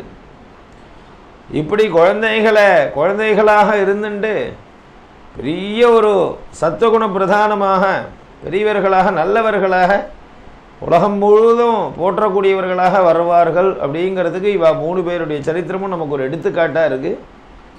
புராணங்களில் பார்த்தா பிரகலாத சுவாமி வயத்தில் இருக்கும்போது அவனை நல்லவனாக உருவாக்கினதுனால அவன் தாயாரால் கயாதுன்னு பேர், தாயாரால் உருவாக்கப்பட்டதுனால கடைசி வரைக்கும் அந்த குணத்தை யாராலையும் மாற்ற முடியல, நல்லவனாக இருந்தான். பிறந்ததுக்கு அப்புறமும் சாதாரண பிராகிருத குழந்தைகளோடு வளர்ந்துட்டு இருந்தால் கூட ஒரு கஷ்டத்தில் ஒரு ஆபத்தில் என்ன பண்ணுறதுன்னு குழந்தை வந்து துக்கிக்க அந்த சமயத்தில் நல்ல உபதேசங்களை பண்ணி அவனை திருப்பி விட்டதுனால துருவன் நல்ல கதி அடைஞ்சான், நல்ல பொறுப்பு அடைந்தது. குழந்தையை கவனிக்க முடியாட்டா கூட நல்ல பெரியவர்கள்ட்ட சத்சங்கத்தில் ஒப்படைச்சதுனால இந்த நாரதருடைய பூர்வாசிரமத்தில் நாரதருக்கு நல்ல க்ஷேமங்கள் கிடைச்சிது. அதனால் குழந்தைகள்ங்கிறவா தெய்வத்துக்கு சமானமாக சொல்லப்பட்டிருக்கு. அந்த குழந்தைகளும் ஜாக்கிரதையாக அடிக்கடி இது மாதிரி சத்சங்கத்துக்கு அழிச்சின்னு போய் கோவிலுக்கு அழிச்சின்னு போனாலே போகிறோம், வேறு எங்கேயும் அழிச்சின்னு போக வேண்டாம். நம்ம கோவிலுக்கு போகிறோம், குழந்தைகள் என்றைக்கு ஒழியறதோ நீ கோவிலுக்கு போகிறதுன்னு வச்சுக்கணும். நமக்கு ஒழியறது நீ குழந்தைகளுக்கு ஒழியாது. குழந்தைகளுடைய மனோபாவம், இப்போ கோவிலுக்கு என்றைக்கு வர ஒரு வயசு வரைக்கும் இப்படி அழிச்சின்னு போய் பழக்கிவிட்டா அப்புறம் குழந்தைகளே கோவிலுக்கு போக ஆரம்பிச்சிடும், நம்மளை கூப்பிட மாட்டான். அவங்களே போகும்போது ஸ்கூல் போகும்போது வரும்போதெல்லாம் பக்கத்தில் பிள்ளையார் கோவில் அது இதுன்னு போய் பிரார்த்தனை அமுக்கலப்படும். பரீட்சை வந்தாச்சுன்னா அந்த மனசு இப்படி ஒரு சம்ஸ்காரத்தை ஏற்படுத்திட்டா அந்த குழந்தைகளுக்கு இந்த தெய்வ அனுகிரகத்தினால தான் நம்ம பரீட்சையில் பாஸ் பண்ணணுங்கிற உறுதி வந்துடும். அது வரைக்கும் தெய்வத்தை திரும்பி பார்க்க மாட்டான், அது வரைக்கும் கோவில்னால் என்னன்னு தெரியாது. அப்போ தான் அந்த செட்டி புண்ணியம் ஹயக்ரீவர் கண்ணில் படும். அது வரைக்கும் இவாளுக்கு ஒன்றும் தெரியாது இல்லையா. அங்கே போகிறது இங்கே போகிறது அந்த பக்கத்துலேயே இருக்கும், தெருக்கோடிலேயே பிள்ளையார் இருப்பார். ஒரு நாளைக்கு எட்டி பார்த்துருக்க மாட்டான். சங்கட சதுர்த்தி கூட்டமாக இருக்கும், என்னமோ கூட்டமாக இருக்குன்னு நகர்ந்து போயிடுவான். ஒரு பிரதோஷம் சிவன் கோவில் எட்டி பார்க்க மாட்டான். ஆனால் அந்த பரீட்சை வந்துடுத்தோன்னா அது ஃபைனல் இயர் பரீட்சைன்னா அமுக்கலப்படும். பிள்ளையார்கிட்ட போய் பிரார்த்தனை பண்ணிப்பான், அடாடா பிள்ளையார்ப்பா கவலைப்படாத, ஏதாவது இதுவாகிடுதுன்னு சொன்னால் எனக்கு ஃபஸ்ட்டில் பாஸ் வந்துடுத்தும், பாஸ் பண்ணிவிட்டாக்க உனக்கு அங்கே போர்டை போட்டிருக்கா பிள்ளையார் கோவில் இல்லையா, என்னென்ன சேவைக்கு எவ்வளோ ரூபா, அவர் பெரிய ஒரு லிஸ்ட்டை வச்சுருக்கார். அபிஷேகம்னா இவ்வளோ ரூபா, அர்ச்சனை அர்ச்சனையிலேயே பல வேறுபாடு. 1008 தடவை நீ அர்ச்சனை பண்ணணும்னா ஒரு ரூபா, 300 தடவை அர்ச்சனை பண்ணணும்னா ஒரு திரிசக்திக்கு ஒரு கட்டணம், 100 தடவை சொன்னால் போகிறோம்னா ஒரு 100 அர்ச்சனைக்கு ஒரு கட்டணம் இல்லையா. வெறும் கற்பூரம் வண்டி காமிக்கணும்னா ஒரு ரூபா, நீ உங்கள் சன்னதியில் கிடுகிடுன்னு போகணும்னா ஒரு ரூபா, கொஞ்சம் லேட்டாக போகணும்னா ஒரு ரூபா இஷ்டம் வச்சுருக்கான். இவன் பார்த்தான், ஓஹோ 5வது 6வதுனா கீழே மிடில் உள்ளதான ஐட்டம் செலக்ட் பண்ணலாம், நம்ம ஃபைனல் வந்திருக்கோம், இது பெரிய லெவலில், அதனால் மேல் டாப்பில் என்ன போட்டிருக்கோ அந்த பிரார்த்தனையை பண்ணிப்போம், அபிஷேகம் பண்ணுறதுன்னு போட்டிருக்கோம். சரி 1500 2000 எப்படியாவது அப்பா அம்மாவை கன்வின்ஸ் பண்ணிடலாம். பிள்ளையாரப்பா உனக்கு ஒரு நல்ல அபிஷேகம் பண்ணுறேன் அப்படின்னு பிரார்த்தனை பண்ணிட்டு குருக்கள்கிட்ட போய் கேட்குறான். குருக்களே இது என்ன அபிஷேகம்னு போட்டிருக்கேன் அப்படின்னா என்ன, அப்படின்னா என்னன்னே அவளுக்கு தெரியல. இந்த பதங்கள் எல்லாமே அபிஷேகம்னா என்ன. அப்பா நீ டெய்லி குளிக்கிறியோ இல்லையோ, உன்னை அவங்க அம்மா குளிப்பாட்டுறாளோ இல்லையோ, அதே மாதிரி தான் சுவாமியை நம்மலாம் குளிப்பாட்டணும், பலவிதமான திரவியங்களை போடணும், என்னென்ன வஸ்துக்கள்லாம் வச்சுருவோம், எல்லாத்தையும் தெரிஞ்சுன்னா 2-3 நாளைக்கு அபிஷேகத்துக்கு போகணும். பரீட்சை வந்தது, கொஞ்சம் கொஞ்சமாக அதுக்கும் கொஞ்சம் திரவியத்தை சேர்த்துட்டே வரான். இந்த பாக்கெட் மணியை ஓவிச்சுட்டு வச்சுட்டே இருக்கும். பரீட்சை வந்தது, பிள்ளையார் அனுகிரகம் பண்ணார். என்ன அனுகிரகம் பண்ணார்னா சுலபமாக வந்துடுது எல்லாமே. இவன் நினச்சா மாதிரி, அதாவது இவன் அவர் என்ன வந்ததோ அதெல்லாம் புத்தியில் ஞாபகம் வரா மாதிரி வந்தாச்சுன்னா சுலபம். என்ன திடீர்னு புத்தியில் எல்லாம் ஞாபகம் வரணுமே, அதுதான் பகவான் பண்ணுவான். என்ன வந்திருக்கோ அதுக்கு தகுந்த ஞாபக சக்தி கொடுக்குறான். உனக்கு தகுந்த மாதிரி கேள்வி அங்கே செட் பண்ண மாட்டான். என்ன வந்திருக்கோ அது எல்லாம் பொதுதுண்ணா, அதுக்கு தகுந்த மாதிரி புத்தியில் ஒரு பிரதிபா சக்தியை உண்டு தான். பார்த்தான், சந்தோஷம், அட்டாட்டா எங்கள் பிள்ளையாருக்கு இவ்வளோ சக்தி இருக்கே. ஒரு 1500 மயங்கி விட்டாரே இவர். அபிஷேகம் ஜமாச்சிட வேண்டியதுதான். கிட்ட எல்லாத்தையும் எழுதி முடித்தான். பார்த்தான் 3 மணி நேரம் பரீட்சைன்னு சொன்னால் 1.5 மணி நேரத்துலேயே பேப்பர்லாம் முடிச்சுட்டான். அவள் உள்ளே வர்றதுக்கு கரெக்டாக ஒரு டைம் வச்சுருக்கா. 10 மணிக்கு பரீட்சைன்னு சொன்னால் 9:55 10 மணிக்கு தாண்டினா ஒருத்தரும் உள்ளே விடப்படாது. அதே மாதிரி வெளியில் போகிறதுக்கும் ஒரு டைம் இருக்குது, இத்தனை மணிக்கு அப்புறம் தான் வெளியில் போகலான்னு. அதுக்கு முன்னாடி ஒன்றுமே புரியாதவன் போட்டுவிட்டு ஓடிடக்கூடாது இல்லையோ. போய் கொஸ்டின் அவுட் பண்ணிடக்கூடாது இல்லையா? கிடுக்கிடுன்னு வெளியில் விட்டுவிட்டா அங்கே போய் கொஸ்டின் அவுட் பண்ணுறான். அதுக்காக வச்சுருக்கா. இவன் பார்த்தான் அந்த டைம் வரலை, வெளியில் போகிற டைம் வரலை. சரி, அதனால் பிள்ளையாருடைய அனுகிரகத்தினால தான் இது இந்த எழுதின கொஸ்டின் பேப்பர் ஒரு பக்கம் வச்சான். அவள் தான் நிறைய பேப்பர் கொடுத்துருக்காளா. இன்னொரு பேப்பரில் என்னமோ குருக்கள்கிட்ட கேட்டோம். அவர் என்னென்னமோ சாமான்லாம் சொன்னார். அபிஷேகத்துக்கு அது வேணும், இது வேணும், தயிர் வேணும், பால் வேணும், கரும்புச்சாறு வேணும்னு சொன்னார். சரி, என்னென்னலாம் ரெடி பண்ணணும், நாளைக்கே செவ்வாய்க்கிழமையாக இருக்குது, பிள்ளையாருக்கு விசேஷம், அபிஷேகம் பண்ணணும், லிஸ்ட்டு எழுதுவோம். எழுதினான். ஓரளவு இவனுக்கு காலேஜ் தானே படிக்கிறான், வரவு செலவும் தெரியும். இவன் பார்த்தா 1500 அடங்கலை. ஓரளவு பார்த்தான். சரி அடித்தான். எதுக்கு இத்தனை திரவியம் அபிஷேகம், ஒன்று 2 ஐட்டத்தை கட் பண்ணு. தயிர் எடுத்தான், பால் எடுத்தான், வெறும் ஜலம் போகிறமே, சந்தனத்தை போட்டான். அப்புறம் பார்த்தான் இவன் பட்ஜெட்டுக்கு வரலை. சரி, இது என்ன பூ மாலைன்னு கேட்டார். மாலை எதுக்கு, உதிரி பூ போகாதா இருக்குது, அருகம்பில் போகாதா, கட் பண்ணு. கொழக்கட்டை என்னாரே, கொழக்கட்டை எதுக்கு, தேங்காயே போடாதா, சதுர்க்கா போடும். அப்படியே கட் பண்ணி கடைசியில் 12 ரூபாவில் கொண்டு முடிச்சுவிட்டான். அபிஷேகம் பண்ணுறோம்னு தானே பிரார்த்தனை பண்ணிட்டோம். 1500 அபிஷேகம் பிரார்த்தனை பண்ணலையே. அடித்து 3 பேப்பர் எழுதியிருக்கான். 1500 லிஸ்ட்டு ஆரம்பித்து அடுத்த லிஸ்ட்டு பார்த்தா கரெக்டாக மணி அடிச்சுட்டா வெளியில் போகிற டைம் வந்துடுது. சரி போய்டுவோம்னு சொல்லிவிட்டு கிட்டக்கிட்டு பேப்பரை கொடுத்துட்டு வீட்டுக்கு வந்தான். வீட்டுக்கு வந்து பேப்பரை பார்த்தா இவன் போட்ட லிஸ்ட்டு பேப்பரை அங்கே கொடுத்துட்டான். பரீட்சை. பிள்ளையார் சும்மா இருப்பாரா? நீ அவரை தலையை தடவினா அவர் உன் தலையை தடவறார். இவன் பரீட்சை பேப்பர் கையில் வச்சுன்றான். யார் யாரை ஏமாத்துறது? அதனால் பகவான்கிட்ட தன்னால் குழந்தைகளுக்கு மனசு ஈடுபடுறது. ஒரு வயசு ஆகிடுதுன்னு சொன்னால் சின்ன வயசுலேருந்தே நாம் பகவத் பக்தியும் அந்த கோவிலுக்கு அழிச்சின்னு போகிறதுங்கிற ஒரு பழக்கத்தை ஏற்படுத்திவிட்டா அந்த பரீட்சை சமயத்தில் பகவானுடைய அனுகிரகத்தினால தான் நாம் பாஸ் பண்ணணுங்கிற எண்ணம் அவளுக்கு வந்துடுத்தோன்னா நல்லபடி வரும். இதெல்லாம் நாம் வந்து புராணங்கள்லேயும் வேதங்கள்லேயும் தர்மசாஸ்திரத்தையும் சில அனுபவத்திலையும் தெரிஞ்சிக்கக்கூடிய விஷயங்கள். இந்த இடம் வந்து நிறைய குழந்தைகளை உருவாக்கக்கூடிய இடமா இருக்கிறதுனால இந்த இடத்துல இது சொல்லலான்னு தோணித்து. நிறையா குழந்தைகளுக்குன்னு இல்லை, குழந்தைகள் குறைச்சலாக தானே வந்திருக்கான்னு மாமி கூட சொன்னான். குழந்தைகளுக்கு இல்லை, பெரியவாளுக்கு தான், பேரண்ட்ஸு தான் தெரிஞ்சுக்கணும். குழந்தைகளுக்கு சொல்லக்கூடிய விஷயமா இதெல்லாம் நம்ம தெரிஞ்சுட்டா தான் நம்ம வந்து உட்காந்து வச்சு நம்ம குழந்தைகளுக்கு பரிவாக சொல்ல முடியும்.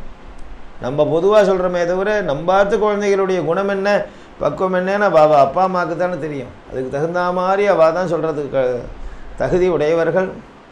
இப்படி நிறைய குழந்தைகளையே நாம் உருவாக்கி தேசமே சௌக்கியமாக இருக்கணும். தேசத்தில் யாருக்குமே கெட்ட எண்ணங்கள் வரக்கூடாது. இன்னொருத்தனை அடிக்கணும் உதைக்கணுங்கிற தீவிரவாத போக்கே வரக்கூடாது. நல்ல சாத்வீகமான குணங்கள் வரணும் அப்படின்னு சொன்னால் குழந்தைகளை நல்லவர்களாக உருவாக்கணும். இவள் தானே மேலே வரா. பல பேர் வைதிகாலை பற்றி வந்து சொல்லுவா, அந்த சாஸ்திரி இப்படி பண்ணுறா, அந்த சாஸ்திரி இப்படி பண்ணால் வைதிக ஸ்ரீ ஒருத்தரையும் யாரும் திருத்த முடியாது. இந்த சமூகம் அப்படியே இருக்கணுமான்பார். கவலையப்படாத, பாடசாலையில் படிக்கக்கூடிய குழந்தைகள் தான் நாளைக்கு பெரிய வைதிகனாக வரான். அந்த லெவலில் நான் திருத்தின்னு இருக்கேன், கவலைப்படாதுன்னு சொல்லுவேன். அதனால் குழந்தைகள் லெவலில் நாம் திருத்திவிட்டால் 30 வருஷ காலங்கள் நமக்கு வந்து தர்மங்களுக்கும் ஆச்சாரங்களுக்கும் தீவிரவாதம் குறையும். அடிக்கணும் உதைக்கணுங்கிற ஒரு எண்ணம் போய் பொறுமை வரும் எல்லாருக்கும். அதனால் நம்ம வந்து நம்மளுடைய பழக்க வழக்கங்களையும் கொஞ்சம் மாற்றிண்டு குழந்தைகளுக்காக சில விஷயங்களை விட்டு கொடுத்து அவளை சந்தோஷமாக வச்சுட்டாக்க நம்மளை எப்படி நம்ம அப்பா அம்மா வளர்த்து நம்ம நல்லவர்களாகவும் சத்சங்கத்தில் ஈடுபடுறவர்களாக இருக்கிறோமோ அதே மாதிரி நம்ம குழந்தைகள் வரணும் அப்படிங்கிற ஒரு எண்ணத்தையும் சுவாமி நமக்கெல்லாம் கொடுத்தும் நல்ல க்ஷேமத்தை கொடுக்கட்டும். நல்ல ஒரு இடம் இது. ஹரிஓம் வித்யாலயான்னு கணேசிகர் ரொம்ப பழக்கப்பட்டவர். ரொம்ப வருஷம் முன்னாடி 54வது வயசில் அந்த மாமா மாமியை உட்காந்துச்சு சாந்தி பண்ணி கொடுத்தேன். இவருடைய மாப்பிள்ளையோட அண்ணா ரொம்ப வேண்டியவர் எனக்கு. அதுலேருந்து பரிச்சயம். அதுக்கப்புறம் ரொம்ப வருஷ காலம் டச்சு இல்லை. ஏன்னா வைதிக விருத்தியை நான் விட்டு விலகி ரொம்ப வருஷம் ஆச்சு, வைதிகத்துக்கு போகிறத நிறுத்தி. அதனால் ஆனால் எதிர்ச்சியாக ஏதோ ஒரு சந்தர்ப்பத்தில் வந்திருந்தார் அவர். மீட்டிங் இதே மாதிரி மீட்டிங் போது வந்து கார்டை கொடுத்துட்டோ உபயோகப்படுத்திக்கலான்னு சொன்னார். இங்கே இந்த கேகே நகர் சுப்பிரமணியம்னு வந்திருக்கார். அவாத்தில் தான் மாதம் சத்சங்கம் நடக்கிறது. போன மாதம் பூரா மார்கழி மாதம் பூரா டெய்லி அவாத்தில் ஒரு ப்ரோக்ராம் போட்டிருந்தது காலை வேளையில் மார்கழி சிந்தனை. சரி, அந்த மாதம் பூரா அவாத்தில் இருக்கிறதுனால இந்த ஜனவரி மாதத்தில் தான் முடியறது. 15 தேதி 17 தேதி தான் முடிஞ்சுது. 16 தேதி இந்த மாதத்தில் மறுபடியும் அவத்தில் போய் மீட்டிங் போட வேண்டாம், இந்த மாதம் அதே ஏரியாவில் வேறு ஒரு சந்தர்ப்பத்தில் இருக்கட்டுமேங்கிறதுக்காக இந்த ஹரிஓம் வித்யாலயாவில் ஏற்பாடு பண்ணிட்டு அதுக்கப்புறம்தான் அவாத்தில் நடக்கிறத விச்சித்து வேண்டாங்கிறதுனால பிரிண்ட்டு போகிற சமயத்தில் அவாத்துக்கும் இந்த மாதம் அடுத்த ஞாயிற்றுக்கிழமையில் ஒரு நாளைக்கு நிர்ணயம் பண்ணிவிட்டு, அதனால் இந்த சத்சங்கம் இந்த இடத்த பற்றி நமக்கு ஜாஸ்தி தெரியாது. ஒரு தடவை வர சொன்னார் மாமா, வந்து பார்த்தேன். வாசலில் திருவள்ளுவருடைய திருக்குறளா இல்லை இவராக எழுதி போட்டாரா தெரியல, நல்ல வாச்சகம் இருந்தது. அகத்தின் அழகு முகத்தில் தெரியும், அறத்தின் அழகு புறத்தில் தெரியும்னு போட்டார். திருவள்ளுவருடைய வாச்சகமா அது? திருவள்ளுவரா? திருக்குறளில் இருக்காது. அறத்தின் அழகு புறத்தில் தெரியும்னு, அகத்தின் அழகு முகத்தில் தெரியும்னு தெரியும். அடுத்த வாச்சகம் எதை எழுதியிருந்தாலும் என்ன? நீங்கள் எழுதியிருந்தீங்களா? அந்த வார்த்தை தான் நல்லா இருந்தது.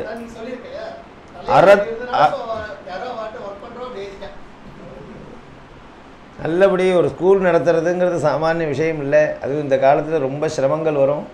ஏதோ அந்த மாமி அந்த மாமா வம்சத்தில் உள்ளவர்கள் பண்ண புண்ணியம், நிறைய குழந்தைகளுக்கு வித்தியைகளை சொல்லிக் கொடுத்து ஆதரிக்கக்கூடிய ஒரு சந்தர்ப்பத்தை அவளுக்கு கொடுத்துருக்கா. அவளும் நல்லபடியாக அதை நடத்திண்டு எந்த ஒரு பிரச்சனையும் இல்லாமல் பேசும்போது கூட சொன்னான், இது ஒரு இதுக்காக நடத்தலை மாமா, ஒரு புண்ணியம் கிடைக்கும், குழந்தைகளை உருவாக்கணுங்கிற ஒரு இதுக்காக நடத்துகிறேன்னு. இந்த வித்யாலயமும் நிறையா விருத்தி அடைஞ்சு இங்கே படிக்கக்கூடிய குழந்தைகளும் நல்லவர்களாக வல்லவர்களாக வந்து தேசத்துக்கும் அவர்களுடைய குடும்பத்துக்கும் நிறையா ஸ்ரேயஸை கொடுக்கட்டும் பிரார்த்திச்சுக்கிறோம். போருமா? ஹர ஹர நம பார்வதி பதயே.